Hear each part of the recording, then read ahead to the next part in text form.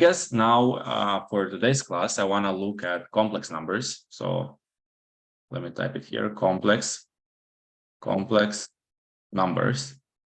And then obviously the homework is going to be to go and look for past AMC 12 problems, right? That involve complex numbers. And there's a lot of them. And this is a really big topic, shows up in a lot of problems. So I want to spend some time discussing for the next 2 hours, this concept in details. Okay, so I guess, why do complex numbers show up? And the motivation is sort of very simple. It's like this idea with the square root of -1 that is equal to I. So why do we have this? Well, usually, you have a quadratic equation. You have x squared plus bx plus c equals 0, and you try to solve this equation, right? And I guess when you solve this equation, you're going to get, delta is equal to b squared minus 4ac, and usually you want it to be greater or equal than 0, right? And then when you try to solve it, you're going to get that x1 comma 2 is going to be equal to minus b plus or minus square root of delta divided by 2a. Well, and then there is a problem, right? If delta is negative, look at this. So if delta is negative, if delta were to be less than 0, then basically I'd have to take square root of something that's negative, right?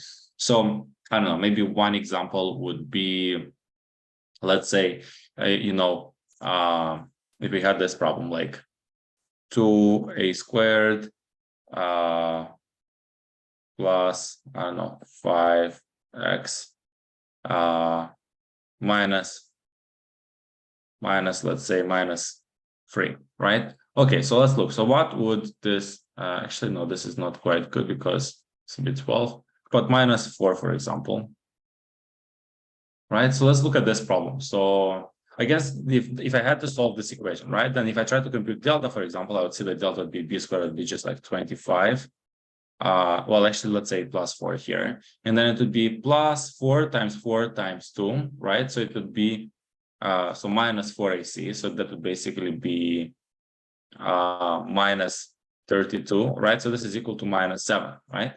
Okay, so I guess what do we have? So if I try to compute x1 comma 2, it's going to be minus b. So it's going to be -5 plus or minus square root of -7 divided by 4, right? So if you look at this, you see that there is this problem here, right? There's the square root of -7 that we don't really know how to compute it. So mathematicians, they got really creative. They say that, hey, you know what? Whenever somebody comes and they give you a square root of -7, the thing they're going to do is they're going to basically square root of 7 times square root of -1. And then they're going to call this -1, they're going to call it I, right? So then basically, if you use this idea, then you can see that, this thing that we were computing here, right? This would just be -5 plus or minus, I guess, I square root of 7 divided by 4, right? So basically, you just use this I to denote a plus, a minus square root of -1. Okay, so this is useful, when you work with these complex numbers in here. And by the way, notice one thing, that these complex numbers always show up in pairs. So it's going to be plus some imaginary number and then minus. So I guess a couple properties about this I. So what are some general properties? So, if I say just I to the power 1 is just going to be square root of -1. But if you look at I squared, for example, this is going to be square. There's actually two options in here. So let's look at this in more details and let's figure out which one should I use. So if I look at I squared, well, it's one way I could write it as square root of -1 squared, or I can write it as square root of -1 all squared, right? So then if I were to do this one, 2 and square root would cancel, so I'd get -1. But if I were to do it, it would be square root of 1, which would just be 1. So the question is, which one should I do? Should I do, this one or this one? And then turns out that the right answer is, is this one. So this is the right way to do it. So whenever you have square root of -1, you think about it this way. So 2 and the square root can cancel, you just left with -1. So this is the right way, this is the wrong way, right? So don't do it this way. It's and the reason is because the 2 doesn't come inside. The 2 is outside the square root. So it's basically this entire thing. This whole thing is I, and then you have all of I squared. So this is the right way, right? Okay, so if we use this, I guess, what are the little details that we notice? So I squared is just going to be equal to -1, right? And now what about I cubed? Well, if you see I cubed, it's kind of easy. You just write I squared times I. So it's going to be minus I, right? Because it's -1 times I. And then you basically see it's like minus I, right? And then if you do I to the fourth, I to the fourth is really nice because it's I squared times I squared, which is basically minus 1 times minus 1, which is basically equal to 1. So this is really nice. So basically I to the fourth is equal to 1. So now this basically, the cycle starts repeating. So if I wanted I to the 5, for example, I can say that it's I to the 4 times I. So it's just going to be equal to I, because I to the fourth is just equal to 1. You can always cancel it, right? So if, for example, I take and I tell you, hey, what is going to be I to the power, I don't know, 26, right? And you can say, oh, this is I to the power 24 times I squared. And now why did I write it I to the power 24? Because, well, this one is going to be I to the 4, well, to the 6, right? But this one, I to the 4 is just 1. So it's going to be equal to, 1 to the 6, which is just 1, right? So all of this is just 1. And then this one is just going to be I squared, which is basically minus 1, right? So whenever you're going to be given a big number, what can you do with it? Well, you can take out everything that's a multiple of 4 and then, write the remainder. So more generally, if I give you something that like this, like I to the 4k plus some remainder r, then what you can do is you can write it I to the 4 all to the power k times I to the number r, right? And now if you look at I to the 4, this one is just, equal to 1 to the power k. So it's going to be 1 to the power k times r, which is obviously, sorry, I to the r, right? I to the r, which is obviously, I to the r, right? The whatever remainder I had. Okay, cool. So basically, you see that there's 4 main groups in here. So you can have, I to the power 4k, which is equal to 1, I to the power 4k plus 1, which is equal to I, and I to the power 4k plus 2, which is equal to I squared, which is equal to minus 1, and I to the power 4k plus 3, which is equal to I cubed, which is equal to minus I. Right? Does this make sense, guys? So basically, there's, like 4 sort of like big groups you can split it in. Same stuff applies with like negative numbers. So let's say that I asked you, compute I to the power minus 7. So, let's say I had something like this, I to the power minus 7. Well, what could I do? Well, I could write it, I could look at like, I could multiply it by I to the 4, I to the 4, and then an I to the 7, minus 7. So I'd look at how many I's to the 4 I need to do. Because this is just 1, 1, 1, they don't change anything. So this would just be, I to the 8 times I to the 7, minus 7. So it should be just I to the power 1, right? So this is just, I. So basically negative numbers are also fine. So you can imagine that, if I put in, so minus 7, this is basically going to be here in this case, it's going to be I to the power 2k plus 1, where k is equal to what? Where k is equal to minus 2, right? So if I put in minus 2 in here, 4k, then, sorry, 4k, so this would clearly be just I to the power 1, right? Okay, so we got the idea with I is basically that, as you raise it to like higher and higher powers, it just like keeps going in cycles, 1i minus 1 minus I, right? And then it keeps going like that. All right, so I guess what can we do with this? So yeah, so I guess let's just go ahead and, look in more details at this complex numbers. So what is what is a complex number? So I is clearly a complex number. It's called a completely imaginary number. So I is the imaginary number, and this number is completely imaginary because it doesn't have any real part. But normally, when you look at like your solutions, it's gonna be something like this: some stuff that's gonna be, like real, and then some stuff that's gonna be imaginary. So I guess more generally, every complex number z is going to be made out of 2 parts, a plus ib, right? So there's going to be basically, this is going to be the real part, real z. So this is the real part of z. So basically the real. And then if you look at this one is going to be called the imaginary of z.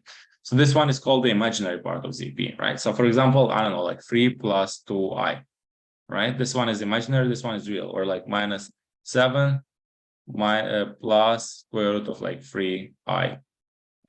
Right, so like for example, this one is also imaginary, right? Sorry, this one is like the real part, and this one's the imaginary part. If I had a number that was like, let's say, I don't know, minus 10i, then this number is purely imaginary, right? This one doesn't have any real part, right?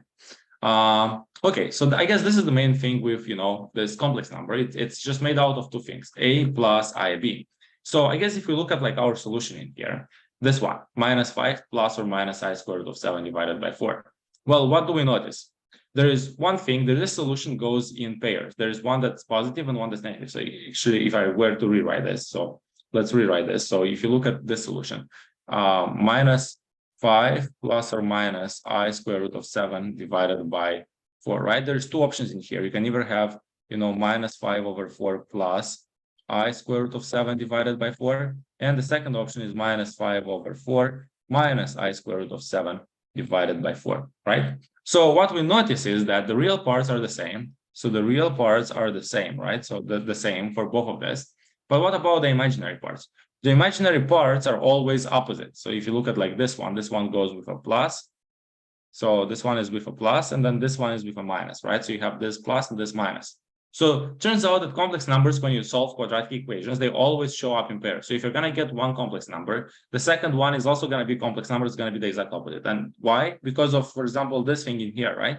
You see that it's going to be b, which is like, real number. A is going to be a real number, but then this one can be imaginary if delta is less than 0, right? So it's going to be plus or minus the imaginary thing. So that's why, they go always in pairs.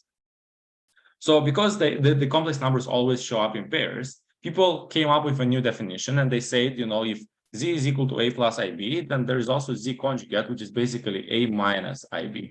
So basically what is happening is that this is the conjugate of z. So if you put a hat on top, it's just you're flipping the imaginary part, right? So this is called conjugate of z.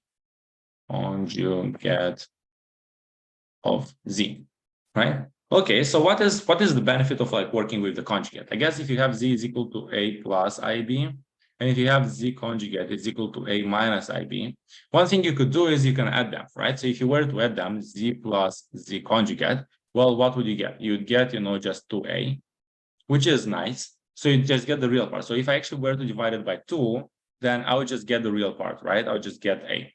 But then there's the other thing I could do. I could take the difference. So what would happen if I take, z minus z conjugate? Well, then I see it's going to be equal to 2ib, right? So actually, if I were to divide it by 2i, then I see that I would get b, right? So I would get the imaginary part. So basically, this is the real part of z.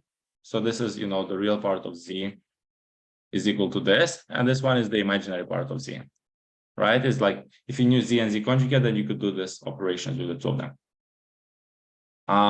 Okay, what is another thing we could do? Another thing we could do is we could like multiply them, z times z conjugate. And we'll take actually a look at this in a moment. So actually, let's, I guess, discuss more generally. How do you add two complex numbers and how do you multiply them? And then how do you divide them?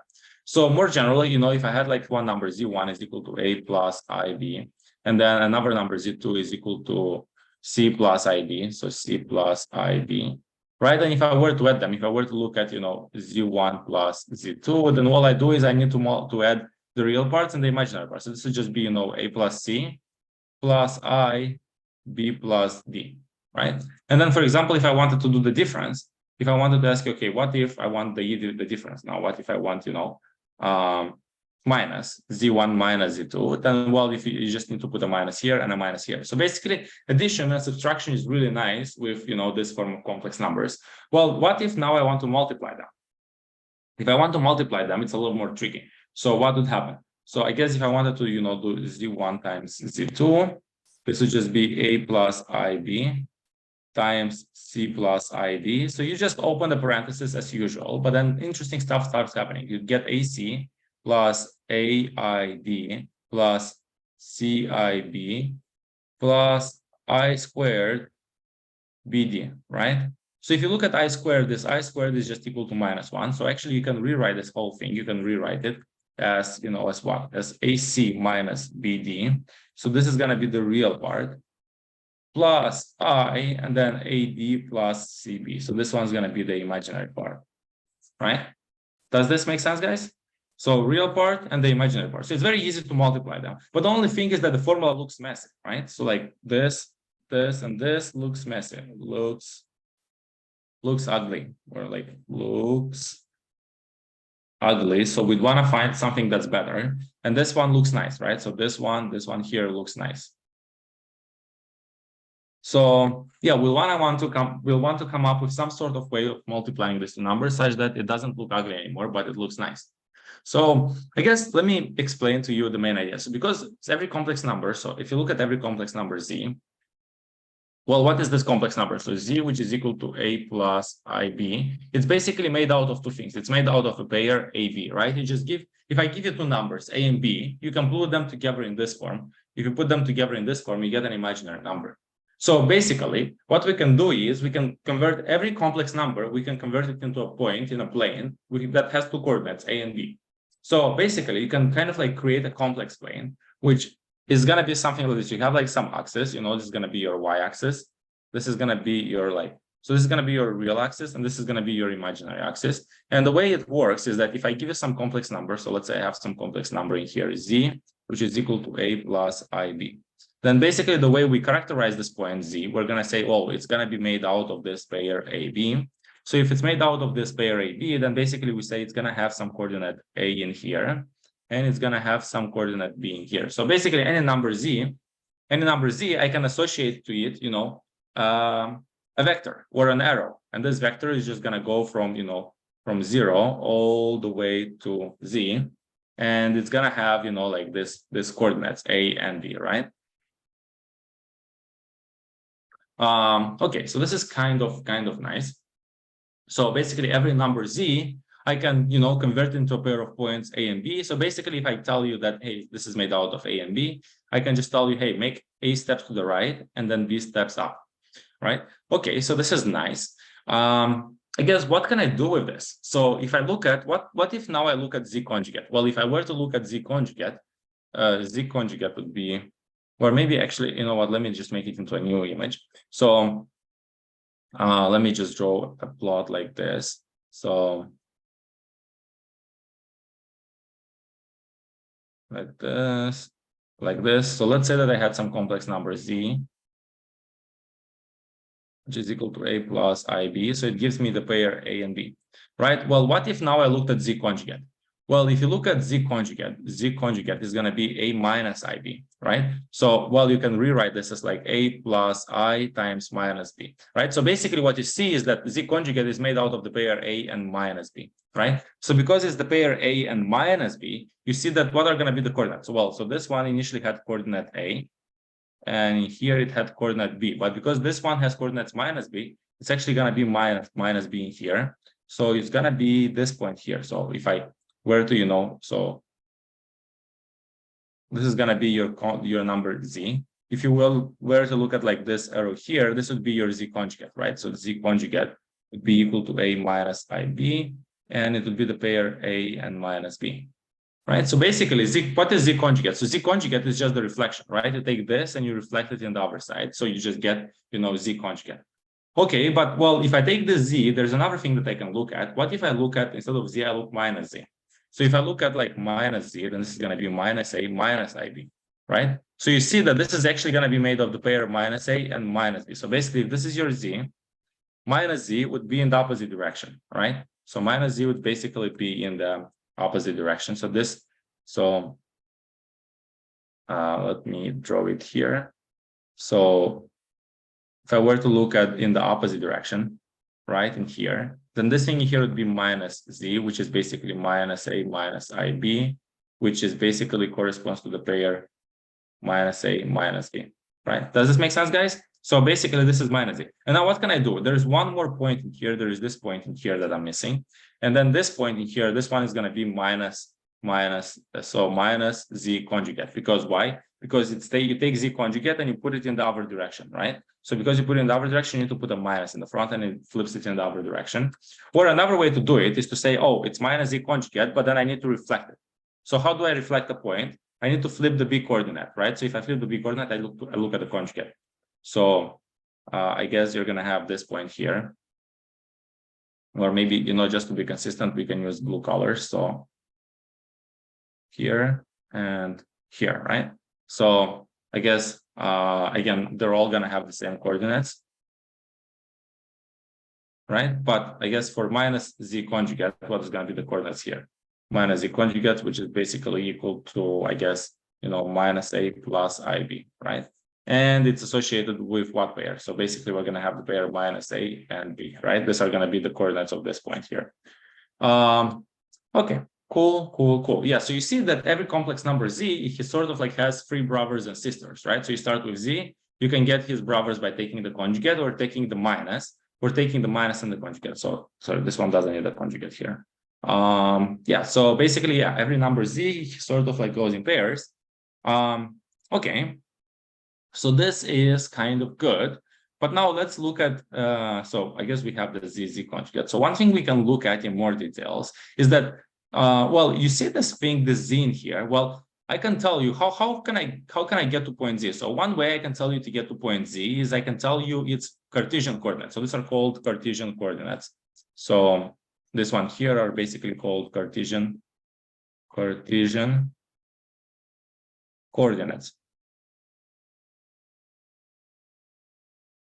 It's basically, I tell you, how many steps do I make to the right? How many steps I make up? It's telling you, hey, make A steps to the right, and then make B steps up. And then you're going to basically, get your coordinate, right? But then there's basically another way to think about it. Instead of like telling you how many steps do I make to the left and how many steps I make to the right, I can tell you, hey, you know what? You're going to go some distance R.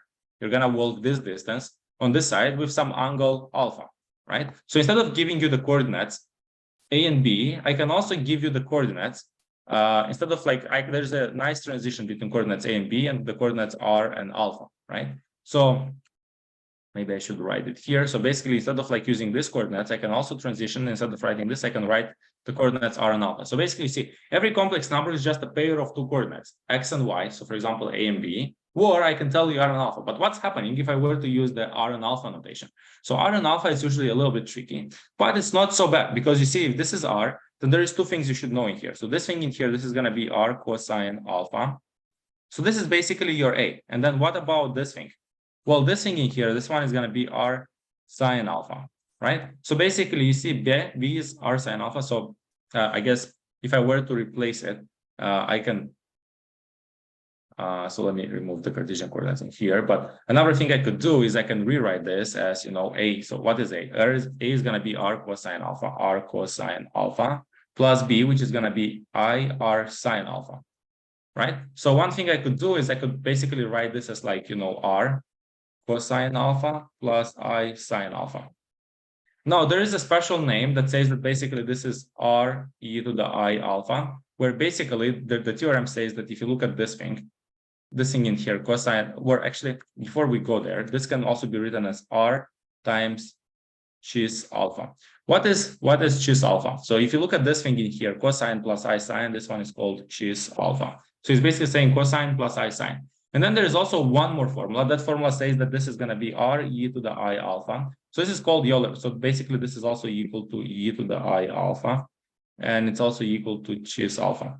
Right? So this one in here is called Euler's formula. So we'll take a look at this in a little bit. But yeah, basically, this is two ways you can think about complex numbers. One way to think about this is to say that, hey, if I want to get to Z, I need to make A steps this way and then, B steps up. Or I can, just rotate some angle alpha. And after I rotated this angle, just walk this distance R, and I'm going to end up at the same point. So this is two equivalent ways to define the same complex number Z. So depending on the problem, you could use this one or the other one. Yeah, so I guess now, yeah, let's see. So what would be the benefits of using the first one versus the second one?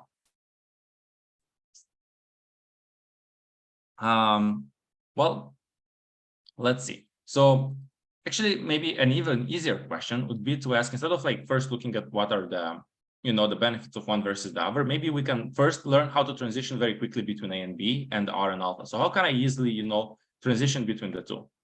So one thing you can notice is that, first of all, if I had A and B, I can very easily get, so if I knew R and alpha, I can easily get A and B, right? Because, A would be, R cosine alpha and B would be R sine alpha.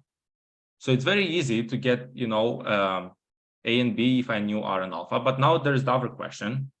The other question is, okay, now if I know A and B, how can I get R and alpha? So, well, clearly for R, you can write Pythagoras theorem. This is going to be A squared plus B squared is equal to R squared, right? So if I wanted, if I wanted R, then I can come and I can just take square root. Okay. So if I knew A and B, I can very easily get this. But now how about alpha? Well, you can't really compute alpha, but you can take the ratio. What's happening if you divide this by this? If you divide this thing by this thing, right? What would we get? We would get tangent alpha, which is basically equal to, tangent alpha, which is basically equal to B divided by A, right? So yeah, so if you knew R and alpha, you can easily get A and B. And if you knew A and B, you can easily get R and alpha, right? So then, for example, in here, you'd get that, alpha would be arctangent of B divided by A, right? Okay, so we know how to transition between the two. So I guess now the next big thing is sort of this theorem that I used in here. So this one, this formula, why is this the case? So it turns out that this one is called Euler's formula. So let me maybe spend a little bit of time to explain this formula. Why is this true? So basically, here's the thing we want to prove. So we want to show that, cosine alpha. So basically cosine alpha plus I sine alpha is equal to e to the I alpha. So this one is called Euler's formula or Euler's formula. So this is a very, very important formula. So let's see if we could prove this. Does anybody know how to show this? Any ideas? Yes, no? So there is this thing which is called, so the easiest way to show it would be to do Taylor series. So I guess what are Taylor series? So maybe I can just open some internet page. So, and I'll type a couple notes here. So if I look for Taylor series, well, some stuff on Wikipedia opens up, and then you have the Taylor series, brilliant, maybe. Let's see if anything is going to open up in here. Yeah, I do have some stuff with Taylor series, which is great. So, yeah, so actually, you know what? I think Wikipedia is better. So basically, turns out that any big function that I give you, I can approximate this function with like some smaller number. So, so for example, if you look at like this thing, e to the ix, then there's one nice way to write down what e to the ix is. You just write it like this: 1 plus x squared divided by 2 plus x cubed divided by 3 factorial. And then you do x to the 4 divided by 4 factorial plus x to the 5 divided by 5 factorial plus x to the 6 divided by 6 factorial plus, right? So basically this is a nice way to write down what e to the x is. And then you clearly, as you keep going, there's going to be, the formula looks like this: x to the n divided by n factorial, and it never stops, right? So now this one is called the Taylor series for e to the x. This is an approximation. Basically, you can write e to the x as an infinite series. And turns out that, these two are exactly equal. And when x is a small number, when x is like a number that's less than 1, like a very, very tiny little number, then turns out that, you can basically ignore all these other terms. And then if you wanted to, so when x is very small, when let's say that x goes to 0, then if you look at e to the x is just going to go e to the 0. So it's just going to become 1. So actually for small x, you can just ignore all these terms in here. All these terms in here can be ignored, and you can say e to the x is equal to 1 because e to the x is almost e to the 0. If you want to be a bit more exact, right? If you want to be a bit more exact, then you can say that, e to the x is actually going to go to 1 plus x. So you can ignore all these terms in here. If you wanted to, if x wasn't exactly 0, it was a tiny number, but not exactly 0, then you could actually write it like this.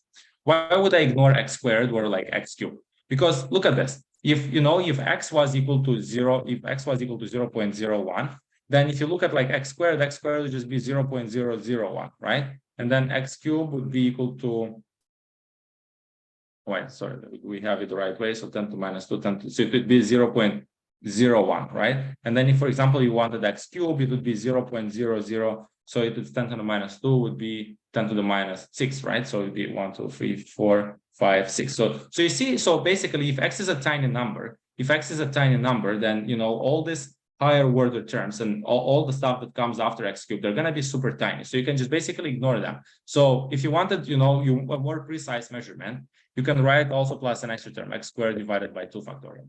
If you wanted to be a bit more precise, you can add an extra term, x3 divided by 3 factorials. But basically, the more and more terms you get, you write, the more and more exact you're going to be. But the error is going to be very, very tiny, because as the powers get bigger, all this tiny number x is going to become smaller and smaller and smaller. So the error is going to be very tiny. So you can just basically ignore all the other stuff, and you can only focus on the first couple terms. So this is the Taylor series for e to the x. It's basically the way you write it. It's just going to be a sum of like, you use x to the n divided over n factorial, cx to the 3 over 5, x to the 6. And then you write this sum, right? So this sum starts from like n equals 0 to infinity, right? So that's exactly what they have in here. Okay, so this is the Taylor series for e to the x, but turns out that e to the x is not only one. There's like other Taylor series. So one famous one is the geometric series. So if you look at the geometric series, let me maybe write it in the new page. So look at this thing. If I had to compute, let's say 1 plus x squared plus x cubed plus x to the fourth plus x to the fifth plus, let's say plus x then. So I wanted to compute this, right? How could I compute this? Well, I don't know what this is, but, let's call this thing, because it goes all the way until to the nth power. Let's call this, as n. Then another thing I could do is, or I guess, yeah, let's write it here. So if I look at, let's call this thing as n and I'm trying to compute it. Then one thing I could do is I could actually look at this sequence, but that's multiplied by an x, right? What's happening when I multiply the entire sequence by an x? Well, it gets shifted by 1, right? It's going to basically start at x, go to x squared plus x cubed plus x to the fourth plus plus, x to the n plus, x to the n plus 1. So now if I wanted to compute what Sn is, what could I do with these two sequences? One thing I could do is I could look at the difference. So if I look at, I take the top minus the bottom, right? What would I get? Or like I do top minus bottom, right? So if I do this minus this, I would get, Sn, and this one has a coefficient of 1. 1 minus x is going to be equal to what? And now look, this cancels. All the stuff cancels, right? And then the only thing you're going to be left is going to be 1 and this thing in here. So basically you can write it 1 minus x to the n plus 1. So you got the formula for Sn. Sn, what's going to be Sn in here? So Sn is just going to be, 1 minus x to the n plus 1 divided by 1 minus x. So this is the formula for the geometric series, right? Now, here's a question. What is happening when I take n to infinity? What is going to be, s infinity? So if you look at s infinity, this is just going to be 1 minus x to the infinity plus 1 divided by 1 minus x. But now let's say that I picked a small x, a tiny x. Let's say that x was, 10, so 0.001, right? So basically, 10 to the minus 3. Then what's happening when I look at, x to the power infinity? It's going to be 0.001 to the power infinity. So it's going to be 10 to the minus 3 to the power infinity, right? So this is going to be basically 10 to the power minus 3 infinities. So you see that this thing is basically going to go towards 0 because it's going to be a very tiny little thing. If you take a number that's less than 1 and you raise it to the power infinity, it's basically going to become 0. So basically this entire thing is just going to become 0. So this entire sequence is just 1 over 1 minus x. Right? So yeah, so that's basically the idea. So if you had a sequence that goes all the way to infinity, so basically 1 plus x plus x squared plus x cubed plus x to the power infinity, and it keeps going, then yeah, basically this so if I had this function f of x equal to this thing, then basically this is the Taylor series of f of x. So if you wanted to figure out, I have this function and I wanted to figure out how can I write it as an infinite series, this is it. That's pretty much it, right? Now what would happen if I take x and I replace it with minus x? So let's look at this. So let's say I have, so I have the Taylor series of, so I have 1 over 1 minus x, and it has the Taylor series 1 plus x squared plus x cubed plus x to the power infinity, right? But now what if I take x and I replace x? So basically I take x and I'm going to replace x with minus x. What would happen? Then, well, this is going to become 1 over 1 minus x. So this would be, 1 over 1 plus x. But then what would happen with like all these numbers in here? If I take x and I replace it with minus x, this would become 1, and this would be minus x. But then x squared doesn't care if you use this one or the other one. So it would be plus x squared, but then x cubed does care. So minus x to the cube plus x to the fourth minus x to the fifth, plus x to the sixth. Plus, so it's going to be plus minus, and then minus, plus, and then keep going like that. So it's going to be basically, minus 1 to the power k. So if k is odd, it's going to be negative. If k is positive, and then x to the k, right? So basically, if k is positive, if k is odd, it's negative. If k is even, it's going to be positive. So yeah, it's going to keep going with this. So for this, for example, is the Taylor series for 1 over 1 plus x, if you wanted to approximate it. All right, cool.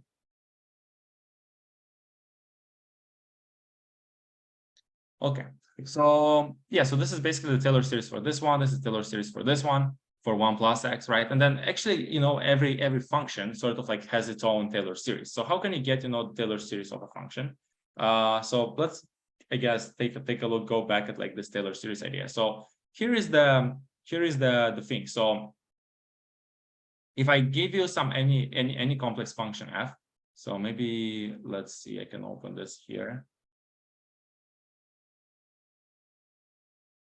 So let's say I had, yeah, so let's say that I had, I don't quite like this one, but maybe, so if I look at this one here, right? So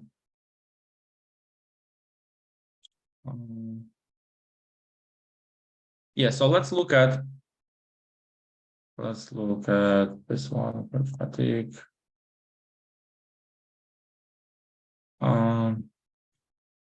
1, 3, 5, 7.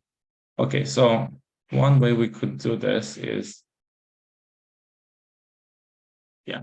So let me explain it this way. So guys, imagine you had some crazy function f of x. So basically, you have some graph like this, and then you have some crazy function, and it goes like this, like this, something like that, right? So this is going to be our function f of x. So we're trying to figure out what is this function, and we want to approximate it, right? Then what is the easiest approximation you can have? The easiest approximation you can have, you can say, you know what, so if I give you some point, and I tell you, approximate me this function at this point, right? So let's say this is like some point x0, and I ask you, what is f of x? If I start the approximation at x0, then one thing I could say is I can say that f of x is just a constant, right? Constant, and that constant would be f of x0, right? So basically what I tell you is that, hey, the easiest approximation to this function would be just the constant line, right? So it's just a line, a constant.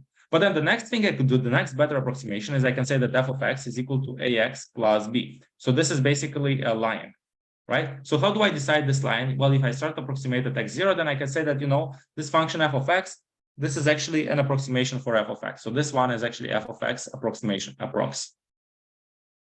And what do you see? You see that in small intervals around this x0. So if I look in like a very tiny little interval around, like x0, so a tiny little interval, you see that it's almost like a line. So that is actually fine. So this is a good approximation, but only in a small interval. As I start going farther from x0, this approximation becomes bad, right? So the next sort of like better approximation I can have, so instead of like having, a line that approximates this function, the next approximation I can have is I can say that f of x is going to be a quadratic. So I can say that, f of x is going to be equal to ax squared plus bx plus c. So what is happening? So you see, this is going to be a parabola. So I can basically, approximate that and say that, this function, actually my function f of x, maybe my function f of x could be this parabola in here that goes like this, right? So maybe I'm going to have a parabola that goes like this. So now this is going to be my f of x. So this is going to be my f of x. And what do you see? You see that actually now if I look around the bigger interval around x, so if I look at like, I don't know, like some bigger interval, like let's say between here and here, this is a good approximation because, you look at f of x, the approximation, quadratic approximation. So this is like quadratic approximation for, the green function f of x. You see that it becomes like more exact, right? So the quadratic gets even better. So the thing is, like, what are going to be these coefficients? So this coefficient for a, b, c. So you see, actually, if you want to get approximation even better, you can use a cubic. So if you were to use a cubic, you'd get an approximation that looks like, I don't know, something like this, like this, like this, like this. This would be a cubic that approximates f of x. And now you see that this approximation would be more exact on like an even bigger interval. So basically, if you want to get better and better approximations, this would be, f of x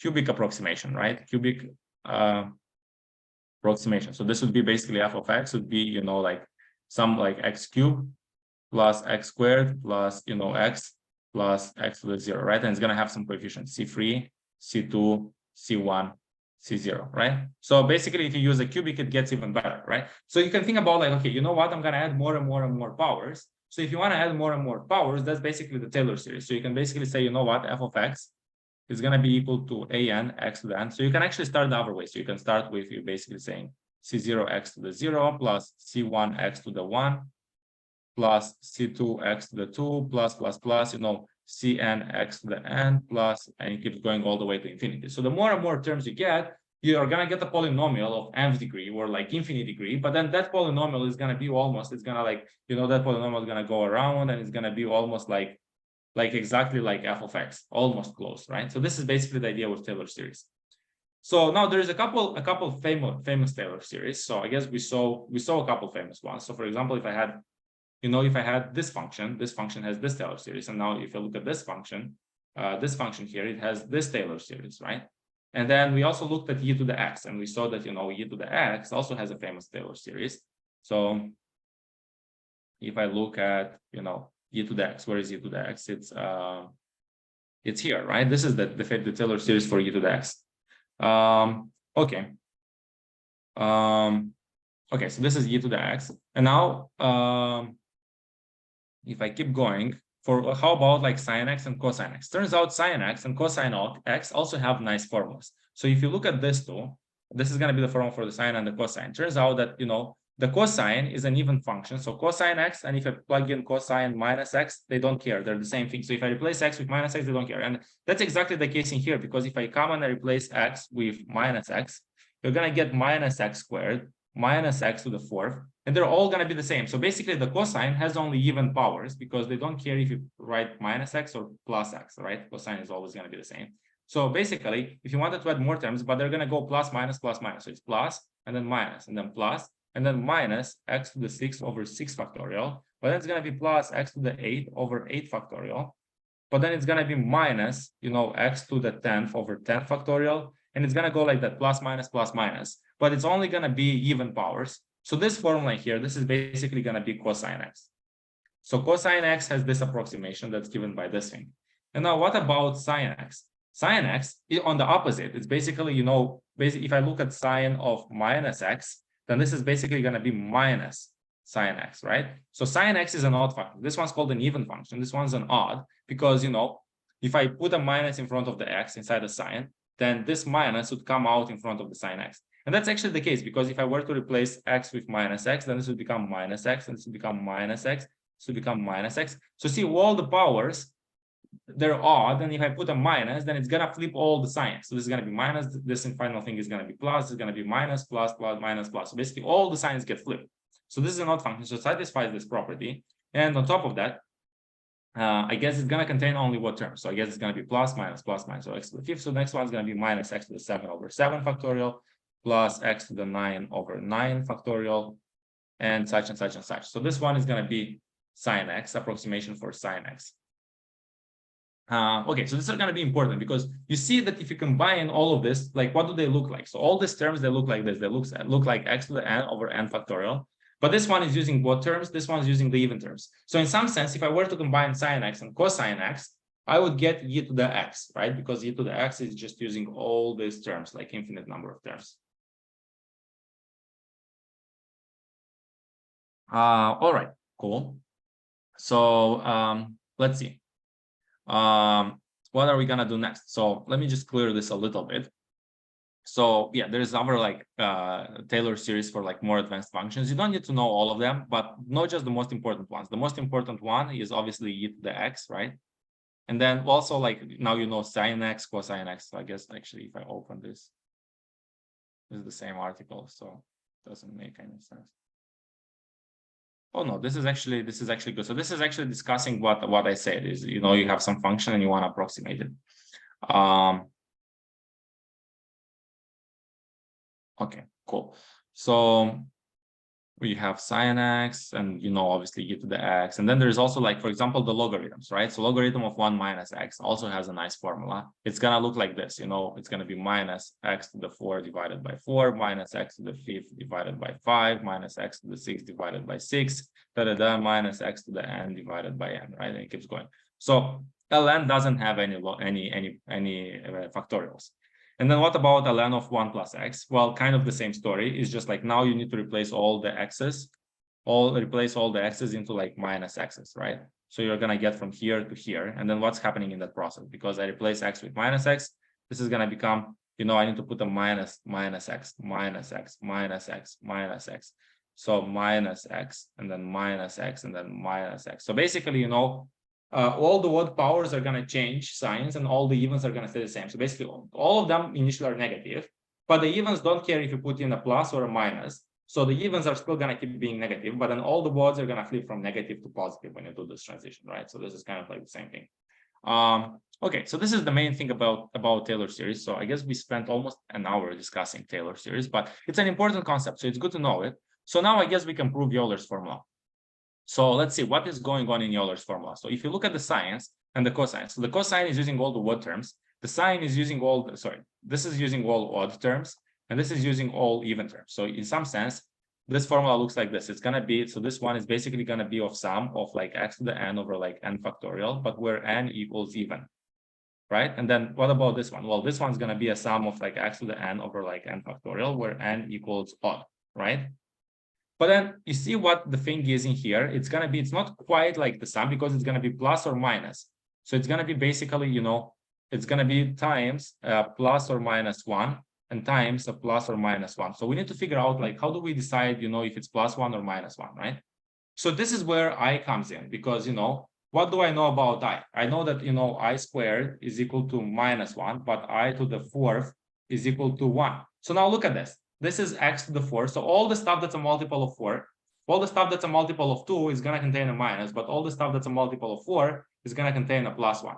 So this is where this thing comes because, you know, this stuff is going to go here, but then this stuff is going to go here and it's going to go here. And then this one's going to go into like the next one, right? So I guess let's look at this in more detail. So what would happen if I look at, you know, so I guess what does the formula look like? So this is the stuff with the sine, this is the stuff with the cosine. So now if you look at the e to the ix, right? So the formula looks like this, but I know that e to the x is going to be, you know, 1 plus x squared plus, you know, x cubed plus x to the fourth. Sorry, over 1 factorial, over 2 factorial, over 3 factorial, over 4 factorial. But now what is happening if I take, you know, x, and instead of x, I'm going to write ix, right? So what is happening if I replace x with ix? Well, then this is going to become ix, this is going to become ix, and this is going to become ix, and this is going to become ix. This is going to become ix, right? Do you guys agree with this? So now what do you see, what do you notice about like this relationship? Well, let's split them in actually in two groups, right? So if I take this e to the ix, let's split it into the evens and the odds, right? So what are the odds going to be? Well, this is going to be odd. I guess, sorry, this is going to be odd. This is going to be odd, right? So what do we see when we look at the odds? Well, if I split them into two groups, I'm going to get the odds. What are going to be the odds? It's basically going to be ix divided by to the power k divided by k factorial, right? And then what about this one? This one is going to be ix to the power, you know, n divided by n factorial. So n here is even, and then k here is odd, right? So basically, I split them into two groups: the stuff that contains, you know, odd powers and the stuff that contains even powers. Well, if you look at these numbers, let's write this one. Let's write this one out. So I guess in here I'm gonna have, you know, n equals 0, 2, 4, 6, 8. So what do I get when I plug in 0, 2, 4, 6, 8? Well, I'm gonna get exactly the things that I wanted. So I is gonna be, you know, I to the power 0 is 1, and then minus 1, 1 minus 1, right? So I to the 0, I to the 2, I to the 4, I to the 6, I to the 8. They're gonna be, you know, they're gonna give you like 1, and then minus 1, and then 1, and then minus 1, right? So if I wanted to get rid of the i's, this would just be what? This would just be 1 minus x squared divided by 2 factorial plus x to the 4 divided by 4 factorial minus x to the 6 divided by 6 factorial plus x to the 8 divided by 8 factorial. And then you guys see this is going to be plus minus plus minus. This is exactly what we had for the cosine x. So this is a this is exactly what we had for the cosine x. But not now. What about this size where k is odd? So if k is odd, then well, k is gonna be equal to, I guess, 1, 3, 5, 7, 9, Well, then what is happening when I take I to this powers? If I take I to this power, well, I to the 1, this one is just gonna give me I. And then what about I to the 3? Well, this is gonna be minus I, right? And then what about this one? This one's giving me I, this one's giving me minus I, and then this one's giving me I again. So you see, they give you plus minus I, right? And then x to the n over like n factorial, right? So actually, if I were to simplify this thing, then, well, what would I get for this thing? This would be all the odd terms, right? All the odd terms. So it would be, you know, like basically x. So, yeah, I guess this would be, you know, x, and then it would be minus. So this would be ix. So the first one has I, and then the next one with 3 has a minus I. So it's going to be minus I x cubed divided by 3 factorial, and then you're going to write plus I x to the 5th divided by 5 factorial. and then you're going to write minus I x to the 8 to the x to the 7 divided by 7 factorial, and then plus I x to the 9 divided by 9 factorial minus I x to the 11 divided by 11 factorial. And now look at this. What do I have? I have all of them contain I. So I can just pull an I in the front, right? I can just write I in front of the parentheses and then just forget about all these I's, forget about them, right? Keep going, right? But now what is this? This is all the what terms and they go plus, minus, plus, minus. So this thing in here, this is exactly sine x, right? So I guess if I have an I in the front, this is just going to be I sine x. So basically, if I take e to the ix splits into two things.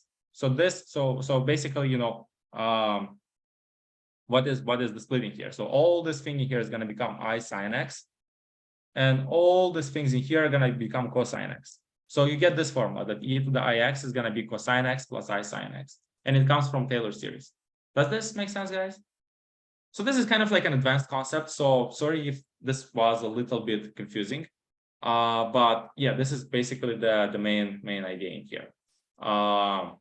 It uses basically Taylor series. It's telling you that e to the ix is an infinite series that contains evens and odds, and then cosine is just the evens, the sine is just the odds, but they're plus minus plus minus. So how can we fix that problem with plus minus plus minus? See, plus 1 minus 1 plus 1 minus 1 plus 1 minus 1. Well, you need to include I, because I to the even powers is going to become plus minus 1.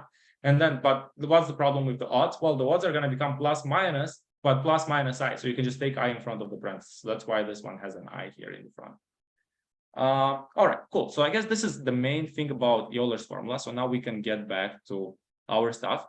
And we did also discuss Taylor series, so that's good. So, and we also have Euler's formula here. So now let's do this. So we're like 1 hour in. I don't want to confuse you guys too much. So I think it's good to take a little like 3-minute break. So let's do a 3-minute break after we just looked at all of this Taylor series, these crazy functions.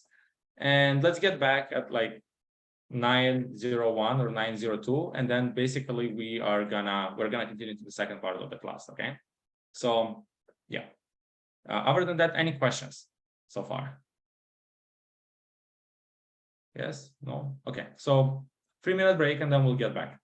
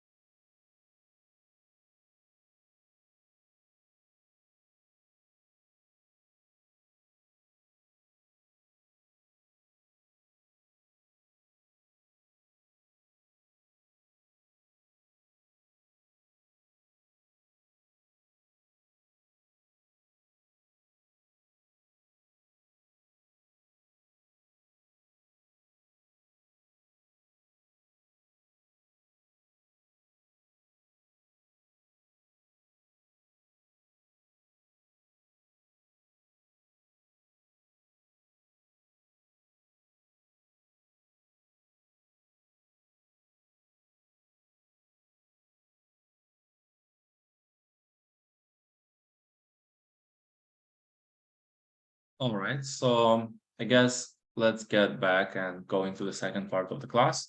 Um, Let me know if you guys are back, maybe like write a message that you are present, and then we are gonna go into the second part. And if you can turn on your videos, that'd be really great. And yeah, I guess let's go ahead and let's start the second part. So let's look at what do we have in here. So we have this idea with, the radius, and we showed that this is r cis alpha. So why do we write cis alpha? Well, this actually means cosine. So c means for cosine, I is I, and then s is the sine. So cosine I sine, that's what cis alpha means. Okay, but now we have this like new idea. So we know that this is e to the I alpha. So how is this helpful in here? Well, this is like really nice because, well, if I have any complex number that looks like this, I can turn it into a complex number like this. I can put it in its polar form. So this is called, I guess two forms in here. So we have Cartesian form and then polar form. So maybe worth writing it here. So this one is, polar form. And this, sorry, opposite. This one is Cartesian. And then this one is like polar form. Polar form, right? So basically, this is the same complex number. It's just like this is like two different ways to represent this complex number. So I guess now, if we actually, revisit, so if we go back to our problem about like multiplication, right? So if you look at the multiplication was really ugly when we had to deal with, the Cartesian form. It's just I had to multiply this two and it got really messy. But now look, what's happening if I do multiplication, but now using the polar form. So basically, if I take, some number, so let's say I have z1. So I can basically write it like this. So let's say z1 is going to be equal to a1 plus ib1, and it's going to be equal to, I guess, we can write it like this: r1 cosine alpha 1 plus I sine alpha 1. And this is basically going to be equal to r1 e to the I alpha 1, right? But now if I take another number z2, which is going to be a2 plus ib2, which is basically r2 cosine alpha 2 plus I sine alpha 2, then this is basically going to be equal to r2 e to the I alpha 2. So now look, if I wanted to do z1, so, z1 plus or minus z2, what would we have? So if I do here plus or minus, then it's really nice to use this form, right? Because I can just do plus or minus this. So this is like really nice. But if I wanted to do z1 times z2, if I wanted to multiply, if I multiply this and if I multiply this, this gets messy, right? So like this is going to be messy. So you don't want to do that. But actually, what happens if I were to multiply this? This one is going to be nice, right? So basically, that's when you want to use the polar form. So you want to use the Cartesian form if you do plus or minus. But if you do multiplication, you want to use the polar form, because in the polar form, if I were to do, I ask you what is z1 times z2, you see it's very easy. It's going to be just, r1 e to the I alpha 1 times r2 e to the I alpha 2. And then if I were to put this and this together, what would I get? I'll just get r1, r2 times e to the I alpha 1 plus alpha 2.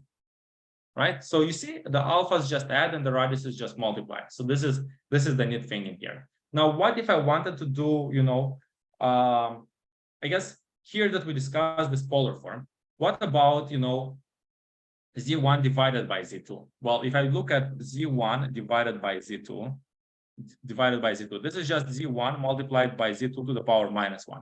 So the way you can think about this is, what is going to be 1 over z2? 1 over z2. Well, this is going to be z2 to the power minus 1, right? So you can just basically say that this is going to be r2 e to the I alpha 2, but the power minus 1. So basically, you can rewrite it as like 1 over r2 times e to the, or I guess you can write it r2 e to the I alpha 2, right? So you can also rewrite it as like 1 over r2 times e to the I alpha 2 minus I alpha 2, right? You guys see what I did in here? So basically, if I come and if I write minus in here, then I get the 1 over z, right? So this is kind of like a cool thing. So basically, if I invert it. So now if I were to multiply this two, what would be the ratio? This would just be r1 divided by r2 times e to the I alpha 1 minus alpha 2, right? So basically, multiplication, very easy with polar form. Division, again, it's going to be very easy with polar form, right? because division is just multiplication by the inverse, and the inverse is, just has a minus in here. Okay, so this is I guess the main thing that you should know about, complex numbers and like multiplying them. So actually, now that we're looking at this complex numbers, let's spend a bit more time at like looking at like what actually is happening when I multiply these two things. So if I were to have, well, actually, I guess we can start with the addition first. So look at this thing. So I have a graph. So let's say I had, this was my complex number. So let's say that I had this complex number. So maybe, something that looks like this. So this was my Z1. And then let's say that I had another number, Z2. Then what's happening when I do Z1 plus Z2? Well, so I guess, for Z1, for example, I probably had, like stuff like A1. And then, like here probably B1. And then for this one, I probably had like A2. And here it had probably B2. Then basically what I'm saying is that you can take this Z2, this entire Z2 thing, and then you can put it, or you can take this box, and you can, maybe I'm going to make it black color. So you can take this whole box and you can take it and you can just put it here. So what do I mean by like taking the box and putting it here? It's basically you're taking Z2 and you're adding Z2 on top, right? So basically this is going to be your Z2. So you can think about this as like vectors. So you have a vector is an arrow and another vector is another arrow. So if you want to add Z1 and Z2, the way you can get the final result is you can put this one on top of this one. Because what is going to be the coordinate of like this final thing in here? What's going to be the coordinate? Well, if you look at this one is, A1. And if you look at this thing in here, this one is A2. So the whole thing is going to be A1 plus A2. But now if you look at the altitude, well, this one is going to be B1, but this whole thing is going to be B2. So if you put them together, it's going to be B1 plus B2, right? So I guess if I were to look at, what is going to be this number in here, this thing in here that I got in here, well, this point is going to have coordinates. What coordinates? I guess it's going to be the coordinates A1 plus A2, because this is, this axis, plus I, B1 plus B2, right? Because this is the y coordinate. This is the y coordinate is here. And this is the x coordinate, which is here. So what do you get? So if you look at this thing in here, this is exactly Z1 plus Z2, right? So this is exactly, I guess, Z1. So this is exactly Z1 plus Z2, right? So Z1 plus Z2. Why? Because, Z1 was equal to, I guess, Z1, what were the coordinates of Z1? A1, B1. So it was A1 plus IB1. And then Z2 was equal to A2 plus IB2. So you guys see this is a nice thing. So if you add them, Z1 and Z2, then it's just going to be like adding the two vectors, right? So if I had, now here's another example. If I had something like, let's say this was, let's say I had this vector, let's call this Z3. And now let's call this thing in here Z4. What is happening when I do Z3 plus Z4? Well, you can take Z3 and you can add Z4 on top of it, right? So if I add Z4 on top of it, then this final thing, or you can take Z4 and do minus Z3, right? Or like plus Z3. So you can think about this is going to be your vector Z3, and this is going to be your vector Z4. So when you put in Z3 and Z4 together, you're going to get this final vector that's made out of two of them. It doesn't matter which order you put them, but then this final thing is just going to be Z3 plus Z4. So hopefully this is clear, like the idea of like, vector addition is just like you're adding arrows, right? So when you add them, it's really nice to use the Cartesian form because you can think of them as vectors.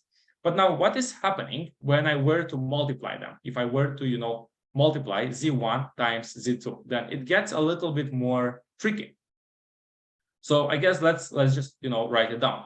So if I were to have, I guess, two coordinates, right? So two coordinates like this, and like this. And now let's say that I started with, one vector. So, yeah, so maybe, my first vector is like this one. So let's actually do it like this. So this is using some power alpha 1 and then some radius r1. And then this is my Z1, which is e to the I alpha 1, right? So it's equal to r1, e to the I alpha 1. And now let's look at another vector. I guess which vector should we use? Let's use another vector, Z2.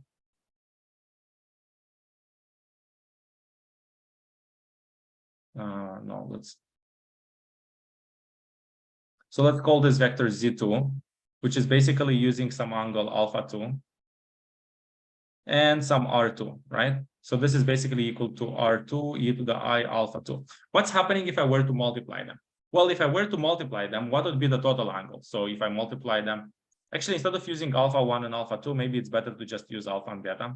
So let me do that. So let's call this alpha, and let's call this thing in here beta. So I guess if I were to use this idea, let's call this is going to be angle beta.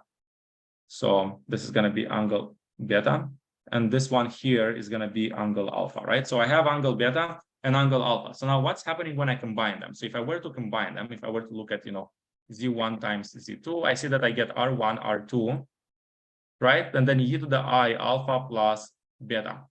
So this is interesting. So if I were to put them together, I'd basically get something like this. So I'll get something that looks like this. And then what is going to be the length of this segment? So the length of this segment is going to be R1 times R2. But now what is going to be the angle? What's the total angle that it makes? The total angle is going to be alpha plus beta. So I guess if this one is already angle beta, then, this one here would need to be angle alpha. So basically this one here. So this one here would also be angle alpha, because look, you'd have alpha, and then you'd have that this one is, this one is beta, right? So if you combine together alpha plus beta, you're going to get the total angle that is alpha plus beta, right? So the total angle here, you guys see that it's going to be alpha plus beta, right? Does this make sense? So yeah, so this angle here is going to be alpha plus beta. So I guess I'm going to have, Z1, Z2. So if I call this thing Z3, so Z3 is going to be equal to R1, R2, e to the I alpha plus beta. So that's interesting. So basically what is happening when I multiply, the green arrow, so basically the green vector with the purple vector, I'm going to basically get the light blue vector. And what is interesting is that the vector gets rotated. So look, initially, if I had the purple one, and I multiplied by Z1, then basically it's saying that, hey, you need to rotate the purple one by this angle alpha. So you see, you take the purple, so you take this purple thing, so take this purple thing and rotate it by some angle alpha, such that it becomes the blue thing, and then you scale it, right? So there's two things in here. There's two things. One is that the arrow is going to get bigger because you need to multiply. So you take this arrow and this arrow. So you multiply this length with this length. So when you multiply these two lengths, you're going to get this length. So that's like the obvious thing with the multiplication. But the more interesting part is the rotation. So the rotation is basically saying that, hey, if, this one was making some angle beta, and this one's making some angle alpha, then why don't I just take beta and rotate it an additional alpha? So basically, rotations, so multiplication of complex numbers means rotation of vectors. So this is also a very important concept in geometry. So you're going to see that if you take more complex number classes in the future, specifically with a focus in geometry, there's a lot of techniques that basically let you help you convert a problem that's a geometry problem into a complex numbers problem by giving them complex coordinates, right? Okay, cool. So this is basically the main idea in here. So now I guess one thing that we could do is, if we take this whole example, what if I made, well, what if, Z1 was equal, so what if Z1, was, so here's another thing. What if I just look at this number Z, which is e to the I alpha? So basically, the radius is going to be equal to 1. So what if the radius is equal to 1? Where does this number reside? So if I make a plane, right? And then I make a number. So basically, I'm going to have a circle of radius 1. So think about the circle of radius 1. So this is called the unit circle. So it's going to be coordinate 1. This is going to be coordinate -1. This is going to be coordinate I. This is going to be coordinate -I, right? So because it's or I guess I should, yeah. So -I. Okay. So now I guess look at this. So if I give you some number Z, which is, let's say, Z is equal to e to the I alpha, right? Or let's say, yeah, so let's call Z. So I guess let me use green color. So Z is equal to e to the I alpha. Well, then where is it gonna live? Well, it's gonna be on this unit circle because the radius is already 1, right? So the radius of this circle is gonna be R equals 1 because it's a circle of radius 1. And then it's gonna have alpha, right? So if you look at this point in here, it's gonna be e to the I alpha, right? So basically all the points on the unit circle, they're going to be characterized by radius 1. So I just don't even write the radius, but it's going to be looking like this, e to the I alpha, right? Okay, so now here is the thing. So let's say that, I'm going to make this little thing in here, it's going to be e to the I alpha. So now let's say that I give you a complex number Z. So now let's say that I give you a new complex number. So I give you this complex number. that's making some angle beta in here, right? So then this number z is going to have some radius r, and then it's going to be equal to r e to the I beta. Now, what is happening when I take, so let's call this number, yeah, and actually this complex number, instead of calling it z, let's call this number epsilon. So you're going to see why in a bit, but let me call this thing epsilon. So if I call this, this complex number epsilon, then this is my complex number epsilon, which is characterized by this thing. Well, then what is going to happen when I take z and I multiply it by epsilon? So I take z as a complex number and I multiply it by epsilon. What do I get? I get r e to the I beta times, e to the I alpha. So what I end up with is r e to the I alpha plus beta. So basically, what's going to be this? Well, this thing is going to be the exact same, but now the radius is going to be the same, right? So this is basically the final result is going to look like this. So you need to take this here. So if you look at this one, this is going to be z epsilon, which is basically r e to the I alpha plus beta. And what's happened? Well, it has still the same radius. So you basically had a rotation, right? So you had the rotation from here to here, but now by what angle? Well, this one was angle beta, but now this is angle alpha plus beta. So basically this angle here, this angle is going to be alpha plus beta now because I have alpha plus beta. But this angle, so alpha plus beta, right? But this angle was already beta. So what you see is that this angle here is going to be angle alpha, right? So basically, when you multiply by this thing by epsilon, when I multiply z by e to the I alpha, what is happening is that this thing is rotating it, and it's rotating it by angle alpha, right? So basically, this is going to be angle alpha in here. Does this make sense, guys? So basically, yeah, if you have z, and then this one is z e to the I alpha, right? Z times, let me write it like this, e to the I alpha. So when you multiply by e to the I alpha, what this is doing is just rotating, right? So you take the z, you rotate it by angle alpha, and you get like another z. Okay, cool. So this is basically rotation with complex numbers.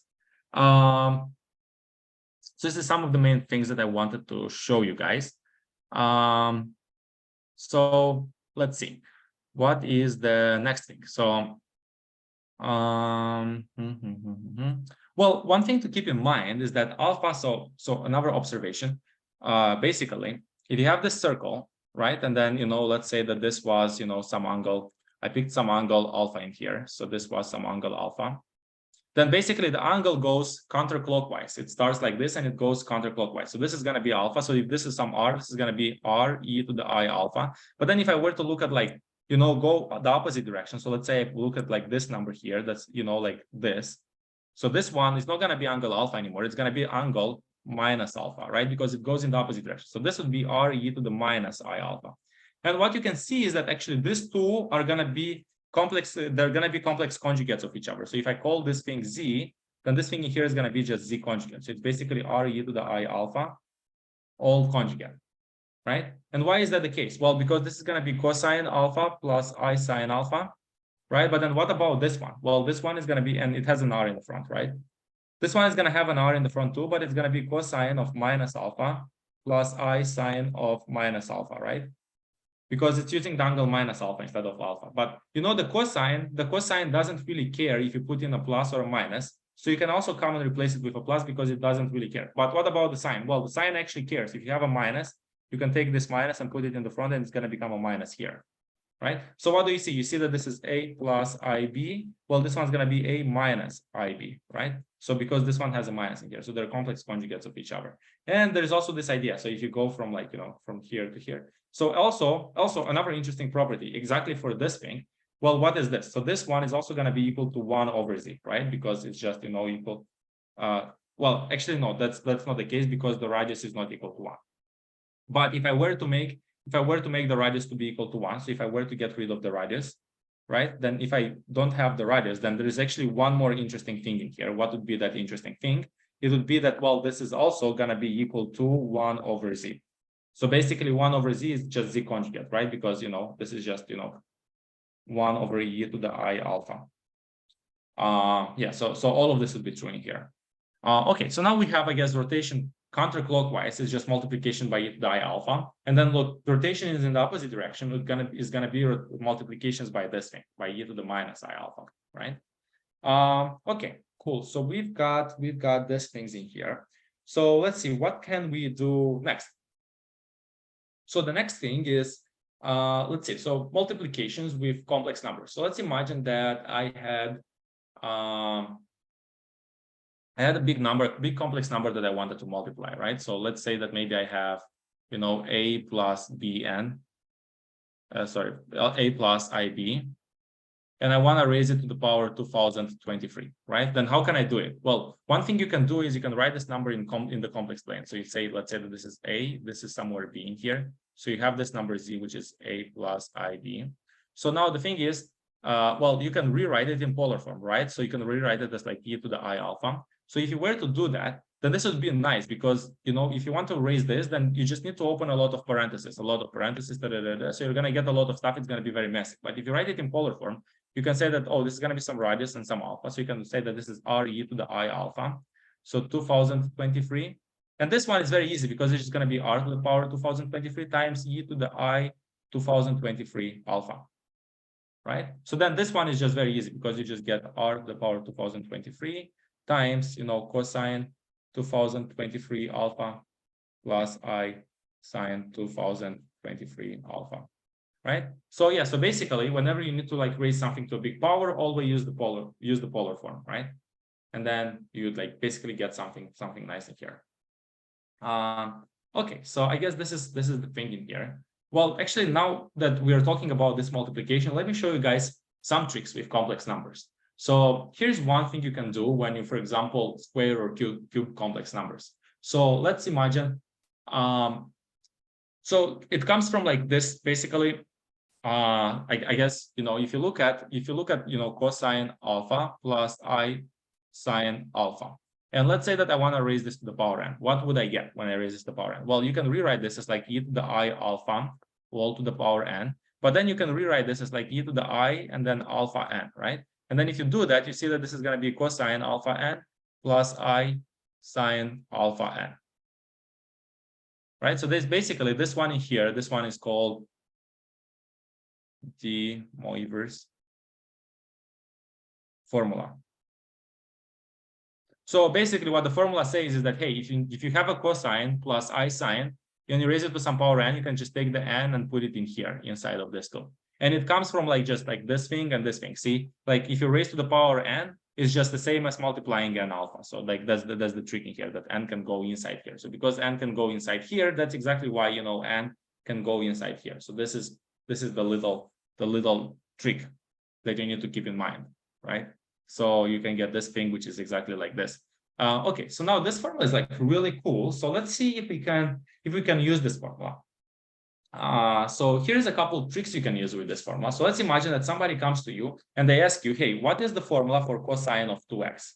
What is going to be the cosine of, or like not 2x, maybe cosine of 2 alpha. So they're like, hey, compute me cosine of 2 alpha. What's going to be the formula? Let's say that I know sine alpha and I know cosine alpha. So this I know, so these are good, but now I want to somehow use this to get a formula for cosine of 2 alpha. What could I do in, this case?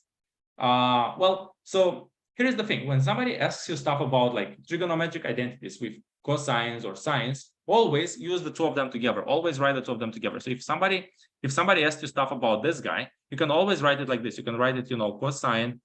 So you can write it like this. You can write his brother or his sister, which is going to be the sine or the cosine. So you can write cosine of 2 alpha plus I sine of 2 alpha, right? So what's the benefit of this? Well, because now this is going to be e to the I 2 alpha. So if you simplify stuff, you can just rewrite this as what? You can rewrite this as, e to the I alpha all squared. So you can rewrite this as, I guess, what is it going to be? It's going to be, I guess, cosine alpha plus I sine alpha, right? But then this is all going to be squared. So now if you open up the parentheses, what's happening when I open up the parentheses? Well, when I open up the parentheses, I'm going to get clearly cosine squared alpha plus, I squared sine squared alpha, and then plus I to cosine alpha sine alpha, right? And now look at this. I squared is just -1. So I can just like delete this one and just write a minus in the front because I squared is just -1. And now look at this. what is going to be the real part? So the real part in here, this one is the real part, right? This is the real part. So actually, if you look in here, this one is also the real part. So the real part and the real part need to be equal. And now what about the imaginary part? Well, if you come in here and you look at this one is going to be the imaginary part. Well, it's going to be the same as like this one is the imaginary part. So the imaginary parts are equal. So actually what we got is we got immediately a formula for the cosine alpha, right? So if basically, if you want to figure out, what cosine alpha is, so if you want to figure out what cosine 2 alpha is, well, you just look at this formula. It's going to be cosine squared minus sine squared. So that's the formula. And now what if I wanted, now sine of 2 alpha? Well, again, you look at this formula and you look at this formula. So it's going to be 2 cosine times sine, right? So basically you immediately got the two formulas like right away. So this is very nice because now you don't need to memorize these formulas. You can derive it yourself, right? You can just like redo this trick.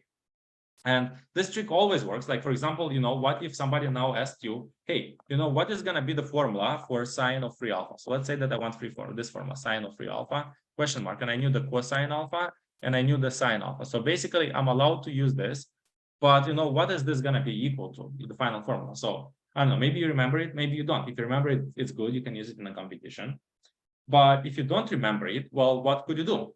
Well, you can, again, when somebody asks you stuff about like sine of 3 alpha, always include his brother or his sister, which is basically the cosine of 3 alpha, and always put them together.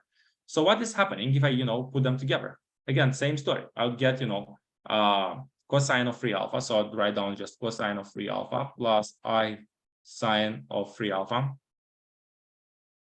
And I can just write that this is going to be e to the I 3 alpha, right? So then this is just going to be e to the I alpha third. So this can be just written as cosine alpha plus I sine alpha to the third, right? And now what you need to do is you just need to open up the parentheses and you're going to get some stuff in here that's going to be the real part plus I, and then some stuff in here that's going to be the imaginary part. And now what you do is just say this is the real, this is the imaginary. So you say that, hey, you know what? This green stuff needs to be equal to this green stuff in here. And then, this red stuff is going to be equal to this red stuff in here. So, this is going to be the formula for the sine 3 alpha. And this is going to be the formula for the cosine 3 alpha. And then obviously all you need to do is just open up the parentheses. And if you're like good at doing algebra and opening up the parentheses, then you just got the formula for sine 3 alpha right away, right? It's, just like right in here. And you can also like do similar stuff with like, what if now I come and I ask you sine of, so let me clear this a little bit.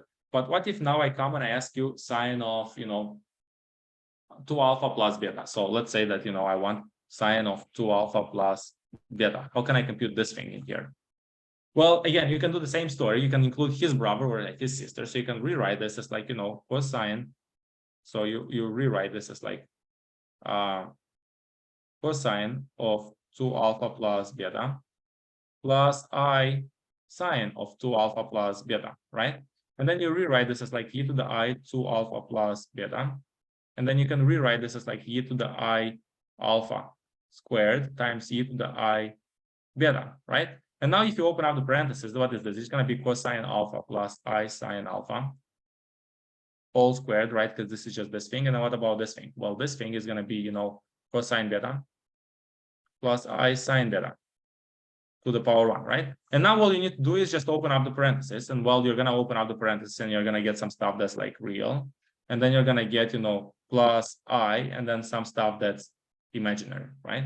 So then you're going to have, that, all this like real stuff is like, this is going to be the formula for the cosine. And then what about the formula for the, sine? It's going to be all of this one that goes in here.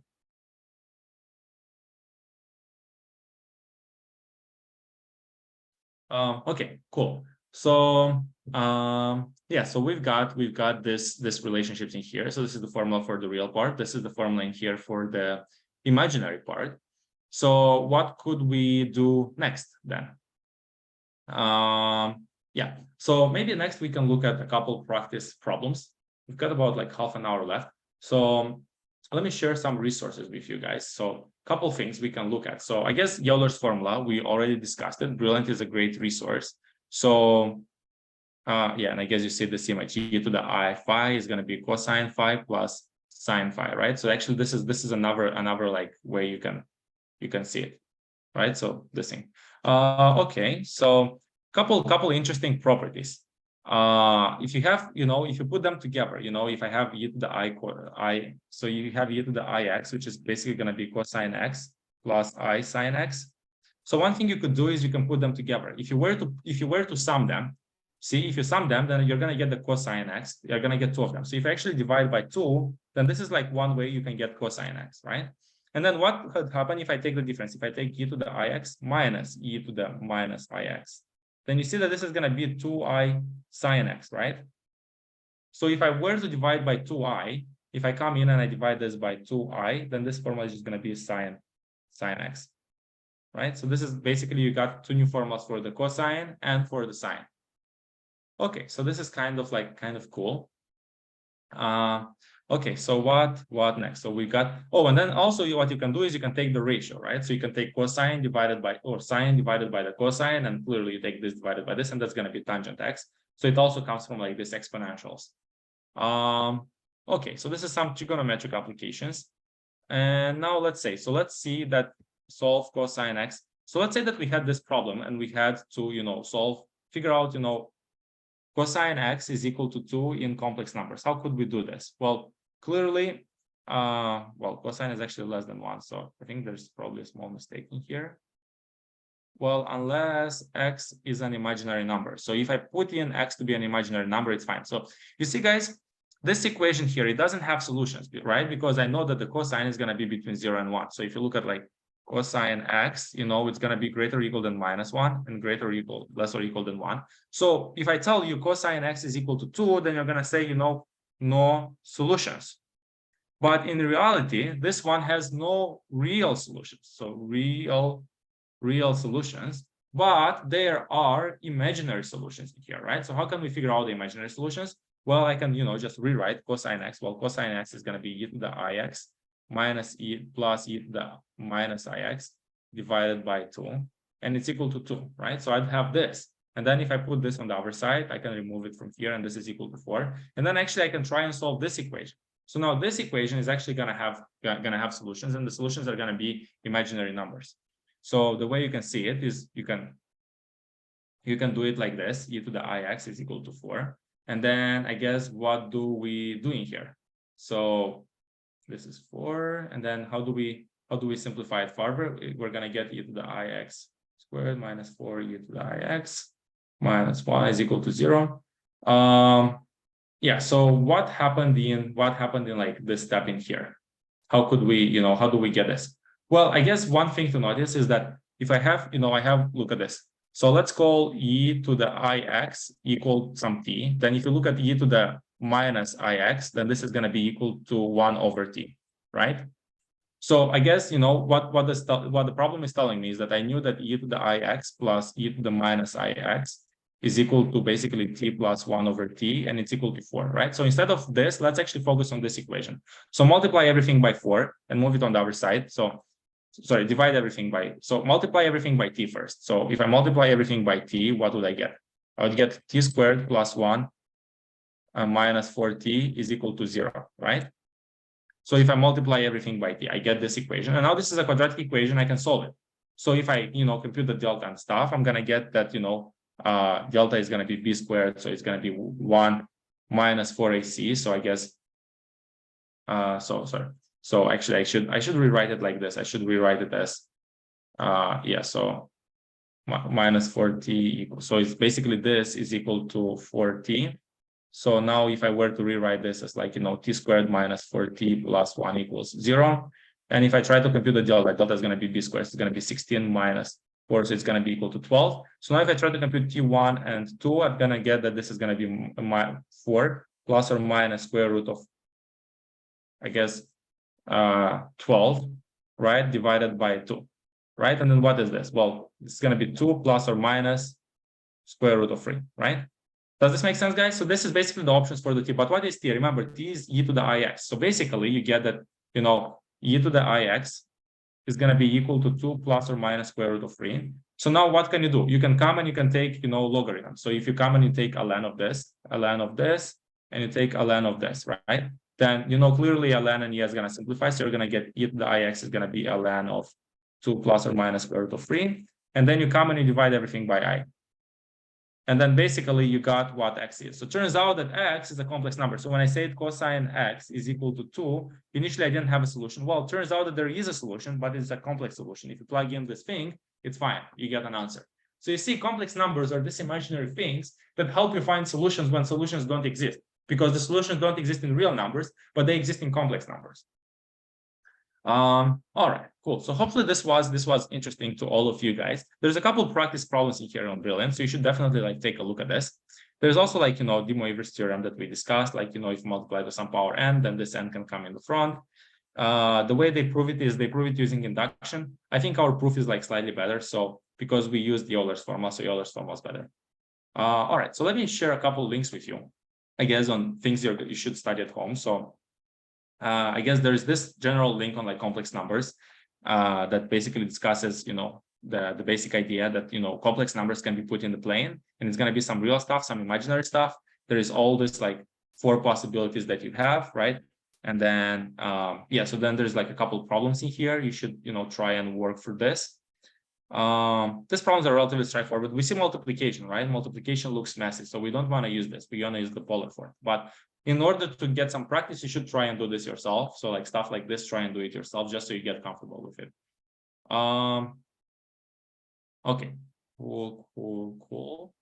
So if x is equal, what is the value of, so for example, you can plug in different values in here and you can solve this. So this is basically opening up parentheses, and then it discusses complex conjugates, right? And then you see the idea of complex conjugates, 3 plus 2i, and for example, 3 minus 2i is just this metric, 3 plus 5i minus 3 minus 5i.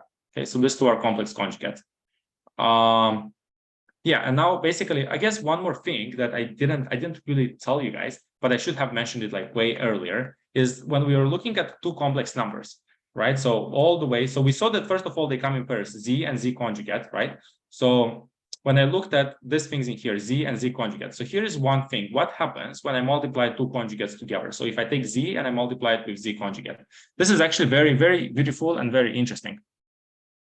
So there's 2 things I can do. So if I take z times z conjugate, this is going to be, a plus ib times a minus ib, right? So I can use that formula, x plus y, x minus y is equal to x squared minus y squared. So if I use this formula, I'd get this squared minus this squared. So I'll basically in here, if I multiply the 2 conjugates, I would get, a squared minus ib squared. But, look at this. This is basically just, I squared b squared. So I squared is minus 1. So it's basically a squared plus b squared, right? So what is actually a squared? So, okay, so this is one way to do it. Another way is to use polar form. So z times z conjugate is going to be r e to the I alpha times r e to the minus I alpha, right? So if you multiply them, you see that, the e's are going to cancel. So you just get r squared, which makes sense because a squared plus b squared is equal to r squared, right? If you remember our graph, we had it like this, right? So if we had, some number here, and then we had, this was coordinate A, and this was coordinate B, and this was your R, then we had Pythagoras theorem. R squared is equal to A squared plus B squared, right? So in some sense, both of them give you the same thing. So, but the nice thing about this multiplying with the conjugate is that basically any number is going to turn into, like, when you multiply z with the conjugate, you're going to get the length of the vector z. So this is usually people write r, that is the length of vector z. So basically, if you have r squared, this is going to be written like this. So you write it like this, the norm of z squared. So the norm of z, because the norm of z is equal to r. This is the definition. So z times z conjugate gives you the norm of z. Okay, cool. So now why did I care to write this formula down? Because there's some nice stuff that comes out of it. So let me just get somewhere. So Euler's formula in here, we keep this. So I guess if I have z and z conjugate, right? So now look at where did I have the multiplication? So I had conjugates of z. So this one looks ugly, right? So here when I do division, multiplication looks ugly. But well, still you can do it, right? But now similar question, what if I were to divide z1, but now I take z1 and I divide it by z2? How would you do the division? Z1 divided by z2. Well, you need to do something like this: a plus ib divided by c plus id. So this one's a little bit messy, but one thing you can do is you can multiply by the conjugate. So you can multiply by c minus id. So you do c minus id, and you also do on top c minus id. And then what are you going to get? So basically on the bottom, you're going to only get, basically real numbers, right? So you're going to get basically c squared plus d squared. But then on top, you're going to get something that's real plus I something that's imaginary. And then basically when you look at this division, you're going to write this like real thing divided by c squared plus d squared plus, I, and then the imaginary thing divided by c squared plus d squared. So now this is going to be your real part and this is going to be your imaginary part, right? So this is basically how you do division. So another way to see it is to write it like this. So if you have,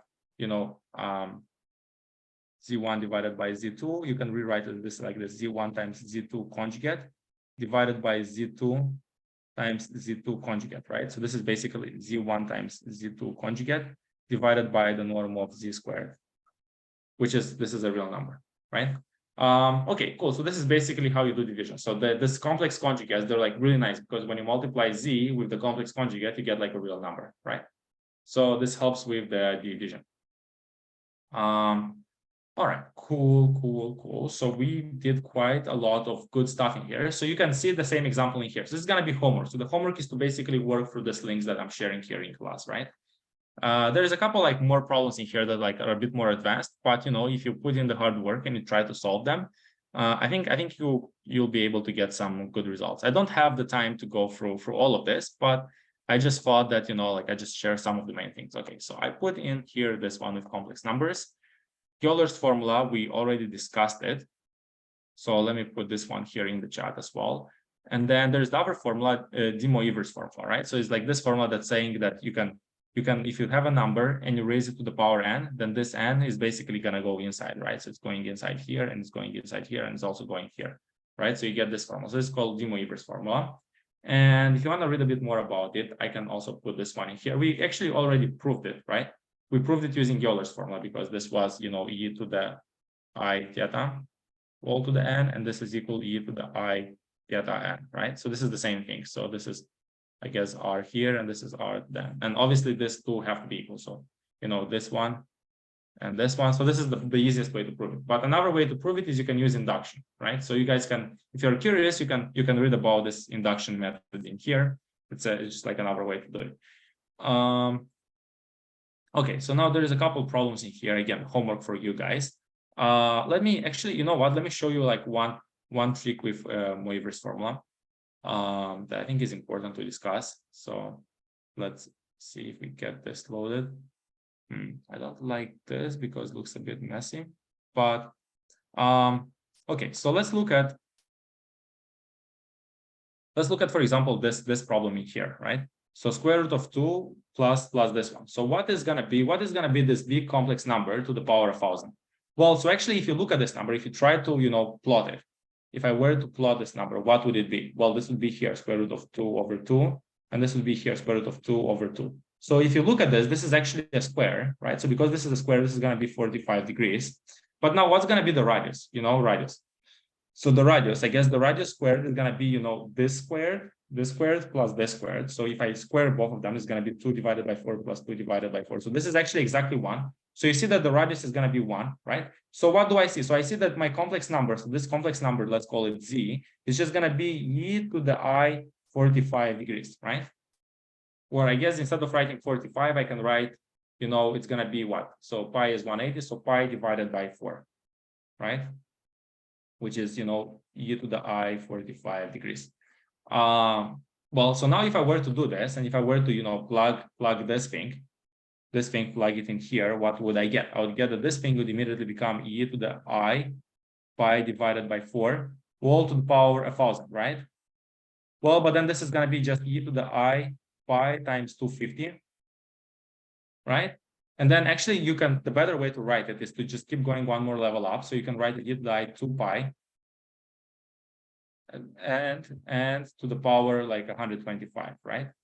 And then I guess actually one thing that I should have said right away, what is e to the I pi? So look at this formula. So when you look at e to the I pi, maybe you've seen this before, but this is basically going to be cosine pi plus I sine pi.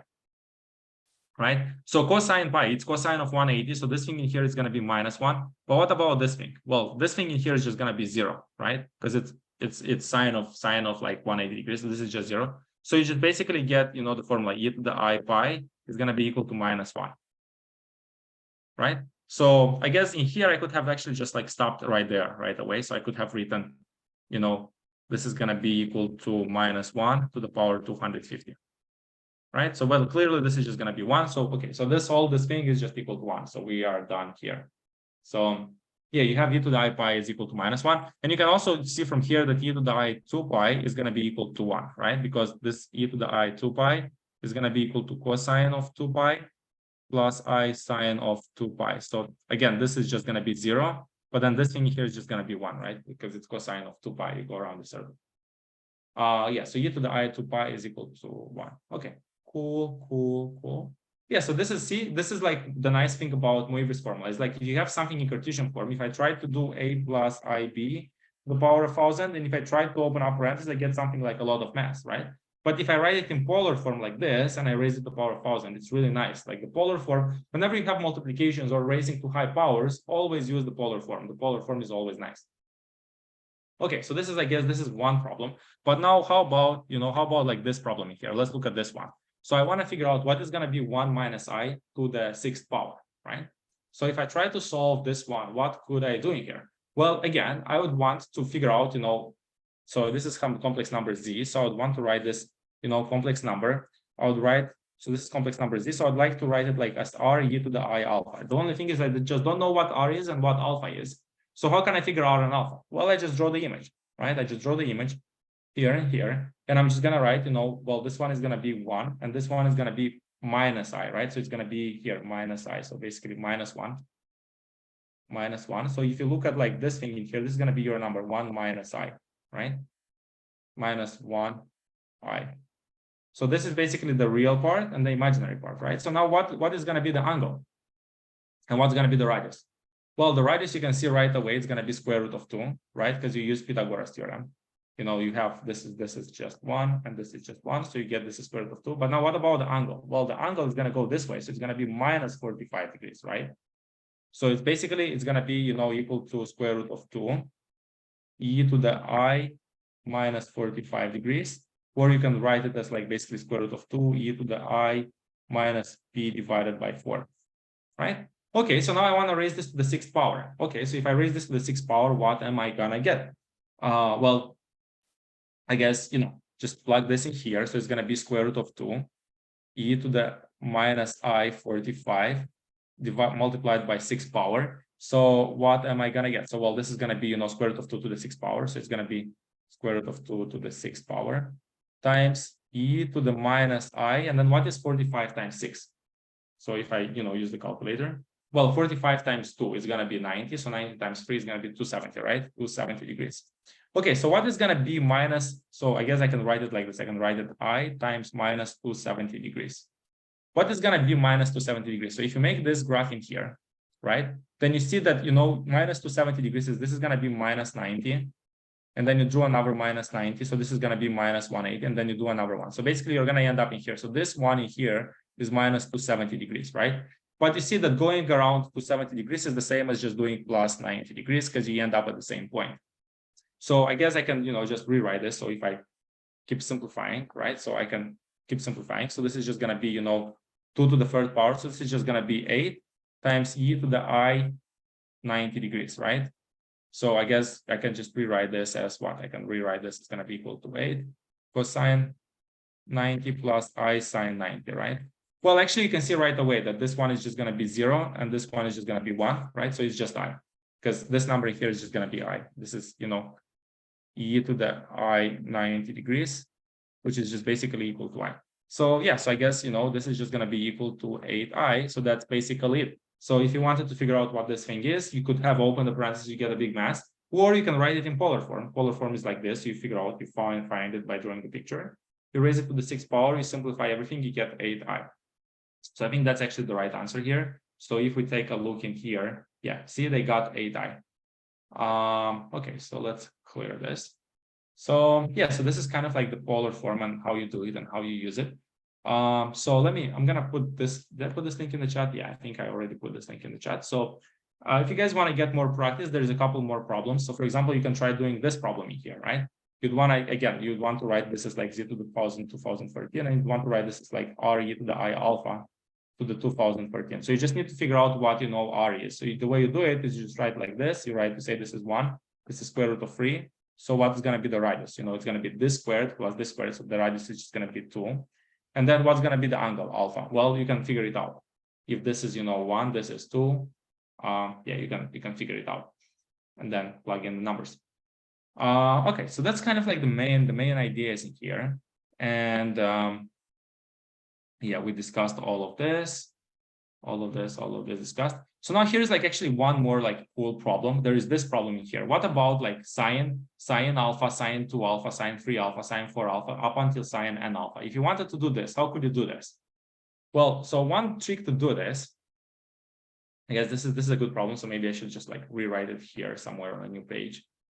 So yeah, so if I wanted to, imagine somebody comes and they ask you, compute me the sum of like basically, cosine alpha plus, so let's say they have this, right? So I'm going to have cosine alpha plus cosine of 2 alpha plus cosine of 3 alpha, all the way until like cosine of n alpha. How can I do this? Well, if they ask you stuff about cosines, remember, when you have stuff only cosines or only sines, always put both of them together. Always bring their brothers or sisters, which are basically the sines and the cosine. So, but include them with an I, right? So you can basically say that, okay, if I have this, I'm going to also write plus I sine alpha, right? And then plus I sine 2 alpha, plus I sine 3 alpha, plus I sine n alpha, right? And then you see that this is going to be some big complex number z. And this is basically going to be the real part of z, the real part. And this stuff in here is going to be the imaginary part of z, right? The imaginary part. So now if you put them together, what do you get? Well, you see that some nice stuff starts happening. You can combine these two together and you're going to get e to the I alpha. You combine these two together, you're going to get e to the I 2 alpha. You combine these two together, you're going to get, e to the I 3 alpha plus.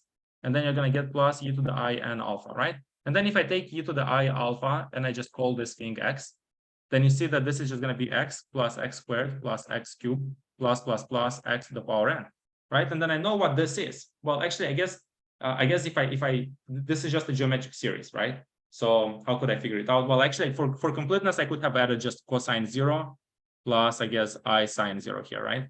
Sine 0. So then basically this would be, e to the I 0. So this would just basically be just 1 plus. So if I wanted to compute all of this, this would just be 1 minus x to the power n plus 1 divided by 1 minus x.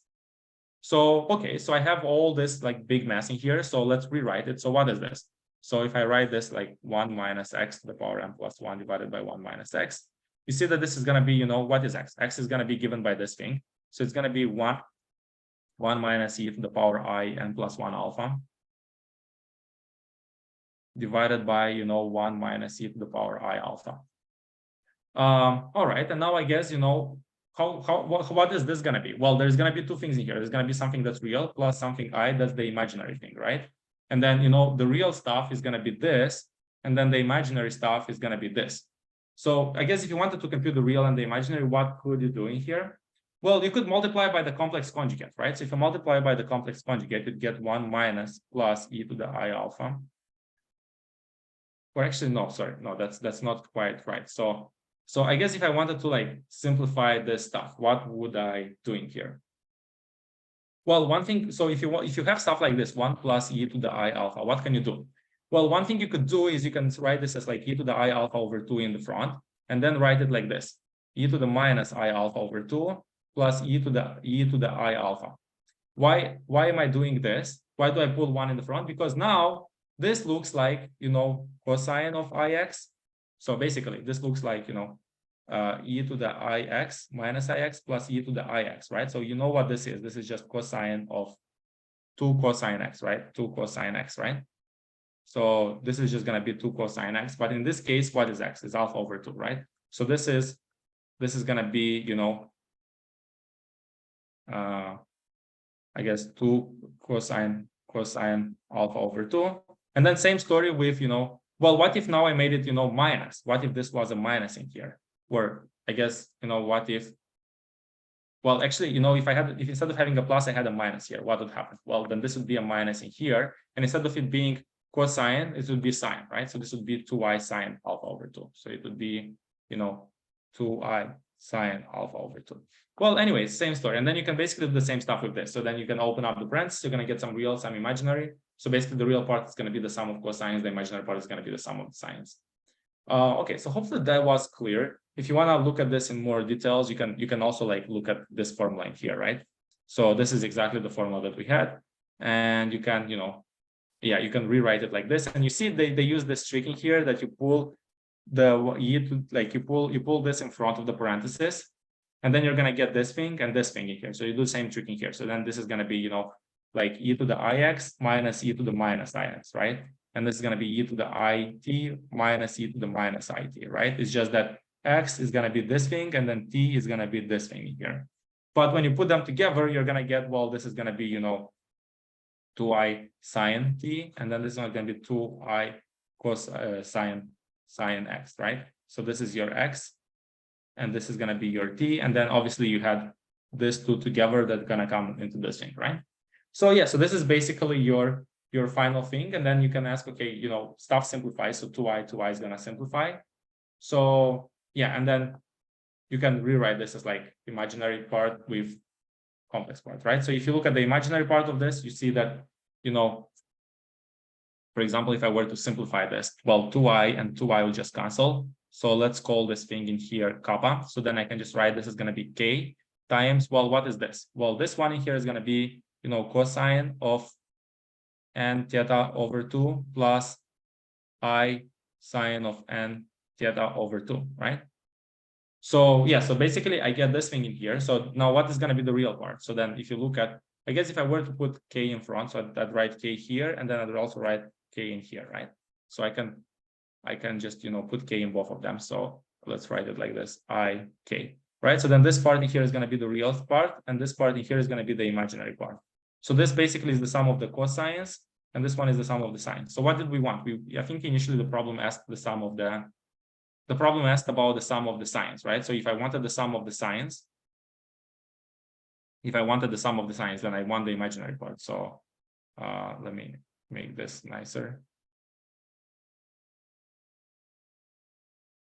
So yeah, it was something like this. So if I wanted the imaginary part, so the sum of the sines, right? So the problem asked, what is the sum of the sines? So what is the imaginary part? Well, it's just going to be this thing. So it's going to be sine n theta divided by 2 times this number k, right? This k that we had here. So it's exactly this thing. All right, cool. So I guess that's the main thing about complex numbers. There is one more little detail that I wanted to tell you guys. So this is basically the roots of unity. So there is like a little bit of time left. I guess we're getting a bit over time, but if you have time, you can stay. If you don't have time, you can just you can leave, but the recording is going to be available, so you can watch it whenever. I guess one last thing is this idea of like the roots of unity. So let me explain what is going on with the roots of unity. So basically, let's clear this a little bit. So let's imagine I have an equation. So my equation is like a equals 1. Well, clearly there's just going to be where, x equals 1. So if x equals 1, there's just one solution. The solution is going to be 1, right? But I can go one level higher and I can say, okay, what about x squared equals 1? Well, there's going to be two solutions. There's going to be solutions 1 and minus 1, right? So there's going to be two solutions in here. Well, what about x to the 4 equals 1? So if x to the 4 equals 1, then there's two options, x squared equals 1 or x squared equals minus 1. So then in this one, there's going to be two solutions, 1 and minus 1. And in here is going to be two solutions, I and minus I. So actually, in this case, we have four solutions, 1, minus 1, I, and then minus I, right? So you see what's happening is basically, if you have it raised to the 4th power, there's going to be, 4 solutions. So it turns out this is basically a general idea. So now I can ask you a similar question. What about x to the cube equals 1? What are going to be the 3 solutions in here? There's going to be 1, 2, 3 solutions in here. Or, maybe x to the 5th equals 1. So what's going to be solutions? What's going to be solutions here is going to be 1, 2, 3, 4, 5 solutions. So this is kind of like the roots of unity idea is like, what are going to be the solutions, for like this sort of equations when x to the n equals 5, right? So I guess let's basically try and solve it together. So if x to the 5 equals 1, let's say, where x in general, like x to the n equals 1. How can I solve this one? Well, first of all, you're going to make a guess. You're going to say that, x is going to be a complex number. So it's going to be r e to the I alpha. But now look at this.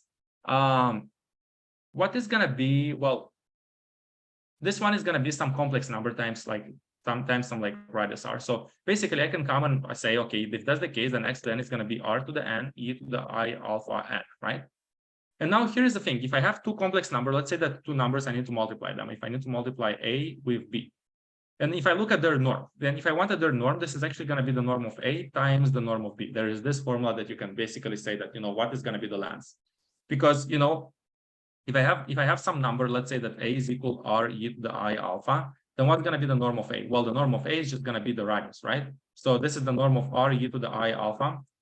So this is the idea, is that if you had this number, r e to the I alpha, then basically this is telling me that the radius is this thing, right? So basically the norm of this number is just going to be the radius, right? So basically this just disappears. So if I were to do that, and then, I look at x to the n, so I know if I write this is equal to 1, right? And then I come and I say, let me do the norm. So what's the norm of this? It's going to be equal to the norm of this, which is just equal to 1 because 1 is the real number. But then what about this? Well, the norm of this is just equal to r to the n, right? Because this just disappears when you do the norm. So, well, if you look at this, r is a real number. So the only solution is that r needs to be, sorry, r is actually, r is greater or equal than 0, right? Because it's a radius, it's a positive real number. So the only option for here is that r equals 1, right? So I guess what I'm trying to say is that if this entire thing is equal to 1, if you have an equation like this, like x equals 1, then basically the only option is that r needs to be 1. So basically your guess is going to be like this, that x needs to be something like e to the I alpha, right? So maybe we can look at an example. Let's start with something easy. Let's say, I have x to the 5 equals 1. So there's going to be 5 solutions in here. So I'm going to try to figure out what are the 5 solutions. Well, if I look at this, I can rewrite this as like this. I can rewrite this as e to the I 5 alpha, e to the I alpha to the 5, right? Which is basically equal to e to the I 5 alpha. And it's equal to 1. But, well, what is 1? Well, 1 is just equal to e to the I 2 pi, right? But, well, I can also write 2 pi. So e to the I 2 pi is also, I can write it to any power n. So I can rewrite, or any power k. So I can rewrite this as like, e to the I 2 pi k. So basically the idea, the only way, like I'm asking you what alphas are good here. So the only way this can work is that if the powers match, if this power here matches this power here, where basically, 5 alpha needs to be equal to 2 pi k, right? So I guess, what do I get? I get that, 5 alpha, the only option is that 5 alpha needs to be equal to what? Well, k can be what? K can be actually whatever. It can be 0, 1, 2, 3, any number, right? So it can be either 0 or 2 pi or 3 or I guess, yeah, 2 pi or like 4 pi or 6 pi or 8 pi, right? K needs to be basically an integer, or 8 pi or 10 pi or 12 pi, or basically, any 2 pi k, any possibility, right? But then what is the option for alpha? Well, if you come and you divide by 5, if you divide by 5, then this is basically going to be divided by 5, divided by 5, divided by 5, divided by 5, divided by 5, divided by 5, right? And it keeps going. But, well, notice one thing. It starts repeating. What is 10 pi divided by 5? This is just going to be 2 pi. And 2 pi is the same as 0, because if you think about the circle, this one is like you're here at angle 0, right? You're at angle 0. But if you make 2 pi, if you make a circle of 2 pi, this is going to be the same, right? So basically, what I'm trying to say is that, like if basically this number is going to be the same, so I don't even need to consider this. Now, if you look at this one, well, what is this one? Well, this number in here is going to be what? It's going to be, I guess, 12 pi divided by 5. So it's going to be what? It's going to be 2 pi. So this number in here is going to be basically 2 pi plus 2 pi divided by 5. So basically, it's going to be the same. This number here is the same as like this number, right? Because this one is going to be here 2 pi divided by 5. 2 pi divided by 5. This number is the same as going 2 pi around and then another 2 pi divided by 5, right? So if you look at this stuff, is the blue stuff. If you look at this one, this is the green. So if you look at the green stuff. And so basically the going 2 pi around and then number 2 pi over 5 is the same as doing this one. So basically all these numbers keep repeating. So there's only 5 roots, and these are going to be your 5 roots. Does this make sense, guys?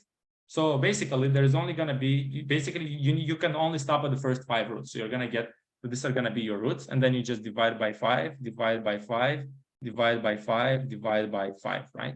So I guess, and then this is the possibilities for your alpha. And then I guess what are going to be, so what are going to be, I guess, so what are these angles actually? So if you take 2 pi divided by 5, so if you take 360 and divide it by 5, this is going to be equal to what? So I guess 72, right? So this is going to be 72 degrees. So actually, what are going to be the roots in this case? So the roots are going to be, you know, well, I guess what are the possibilities? So this is the possibilities for alpha. So if I look at e to the I alpha, what are the options for, you know, e to the I alpha? Well, this is going to be, you know, e to the I0, e to the I, and then, well, let's call this thing in here. Let's call this thing some angle. So these are the possibilities for alpha.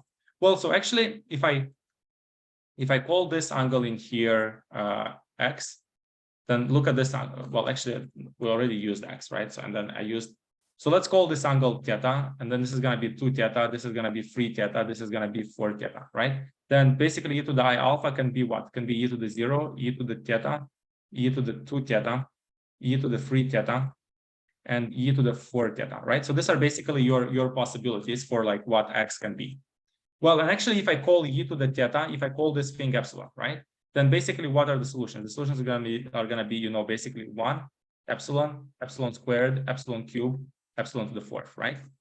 And okay, what is theta? So theta is, so this theta is equal to 72 degrees. So actually, if you tried to, you know, plot it, like make an image of this, like what are gonna be this 5 roots? Where do these 5 numbers belong, or where do these 5 numbers belong here?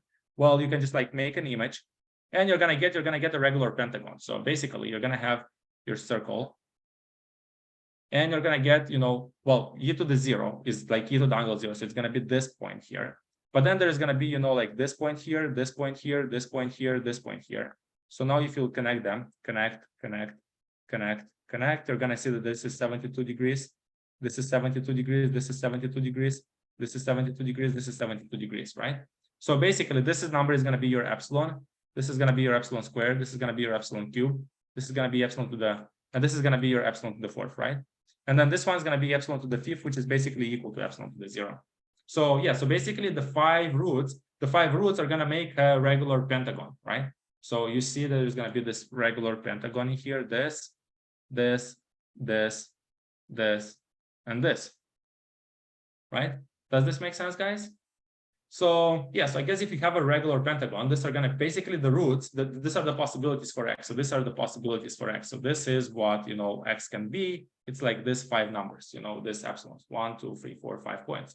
So you can think about like more general. This is for the case x to the 5th power, right? But what about, you know, if I had x to the nth power, right?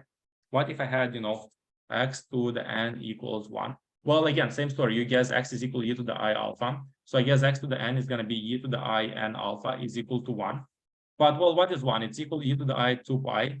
And it's actually e to the I 2 pi k. So basically, you want the powers to be the same. So you want n alpha to be equal to 2 pi k, right? So you can just say that, you know, n alpha is going to be equal to 0, 2 pi, 4 pi, 6 pi, and it keeps going, right? So then actually, if you want alpha, what is going to be alpha? Well, alpha is going to be 0, 2 pi over n, and then 2 pi over n times 2, and then I guess actually, I guess what I can do is I can call 2 pi over n. I can call this angle. Yeah, so let's write it 2 pi over n times 2, and then 2 pi over n times 3, and then 2 pi over n times n minus 1. And then the next one is going to be 2 pi over n times 2 pi. And then what you see is that the period starts repeating, right? So like this number in here is already the same as like this number. And then the next number, that's going to come in here is going to be the same as this one. So everything that comes after can be ignored. So you can just stop in here, right? So you can just, you know, say that, okay, these are all the possibilities for alpha. because everything that comes after the first n is going to be a repetition. This is just going to be 2 pi, which is the same as 0, and this is going to be 2 pi plus 2 pi over n, so it's going to be the same as this, because it has a period of 2 pi. So yeah, I guess, if I keep this are going to be my roots, these are going to be my possibilities for alpha. So I guess I can call this 2 pi over n. I can call this thing theta. So I guess the options for alpha are going to be 0, theta, 2 theta, 3 theta, 4 theta, right? K theta, all the way until like n minus 1 theta, right? So now what are going to be, my solutions? What are going to be my x's? Well, x is going to be equal to e to the I alpha, right? So this is going to be basically equal to e to the I to 0, e to the I theta, e to the I 2 theta, e to the I 3 theta, and then keeps going all the way until like, e to the I n minus 1 theta. And then if I call e to the I theta, so if I call e to the I theta to be my epsilon, e to the I theta to be my epsilon, then what do I see? I see that this is just going to be 1 epsilon, epsilon squared, epsilon cubed, epsilon to the 4th, all the way until like epsilon to the power n minus 1. Right? And then I guess what is theta is 2 pi over n, right? So look at this, theta is 2 pi over n. So if I try to like graph this image, right, what would I get? Well, the thing that I would get is it would be something like this. So it would be like, I guess I'm gonna try and make a circle. So let's try and make a circle here. And now look at this. So 2 pi over n is theta, right? So you need to split this into n equal chunks. So you basically split this, this, this, this, this, this, this, this, this, this, this, this, this, this, this. And basically each angle is going to be theta. So basically, this angle here is theta, this is theta, this is theta. Or I guess, I don't know if I should have used, maybe I should use beta. So whatever, beta, beta, beta, beta. No, actually, let's hit theta. So theta, theta, theta, theta, theta, theta, right? So basically, and now, well, what is going to be e to the I 3 theta, which is basically 3 epsilon. Sorry, epsilon cube, right? So epsilon cube, right? Well, this one, you see, this one's going to be just epsilon. This one's going to be epsilon squared. This one's going to be epsilon cube. This one's going to be epsilon to the 4th, epsilon to the 5th, and then it's going to keep going all the way until like epsilon to the power n minus 1, and then epsilon to the n, which is just epsilon to the 0, which is just 1, right? So yeah, so basically these are going to be all your solutions. So these numbers are going to be all the possibilities for x. This is what all of x can be, is like all of these numbers or all of these numbers. These are like all, the possibilities for x, and they all make basically a regular polygon. There's also another like cool trick. If you sum them up, they're all gonna sum up to 0. So if you sum up all these roots, they're all gonna sum up to 0. The way we can see it is because it's a geometric sum. So this is a geometric series. So if you sum them, it's gonna be 1 minus epsilon to the n divided by 1 minus epsilon. But look at this, epsilon to the n is equal to 1, right? So basically it's going to be 1 minus 1 divided by 1 minus epsilon. So this is just going to be 0. So if you sum up all the roots, you get 0. Okay, so this is basically the main idea with the roots of unity.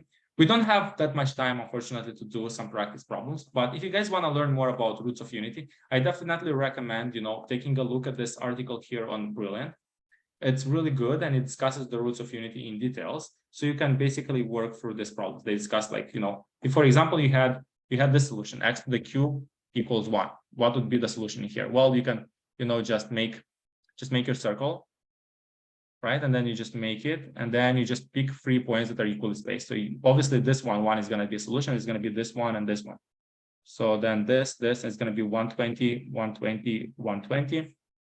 This is going to be e to the I 120, and this is going to be e to the I 240, right? And this is going to be e to the I 0, so it's just 1. Yeah, so these are going to be your solutions. And then I guess if I wanted to compute this one, this would just be cosine of 120 plus I sine of 120. And then this one would just be cosine of 240 plus I sine of 240, right? And then if you like try to compute them, you see that this number here is going to be equal to this. And then this number here is going to be equal to this. And then obviously 1. So these are basically the 3 solutions.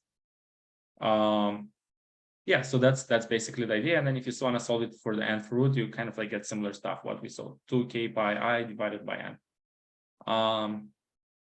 Okay, so hopefully this was clear.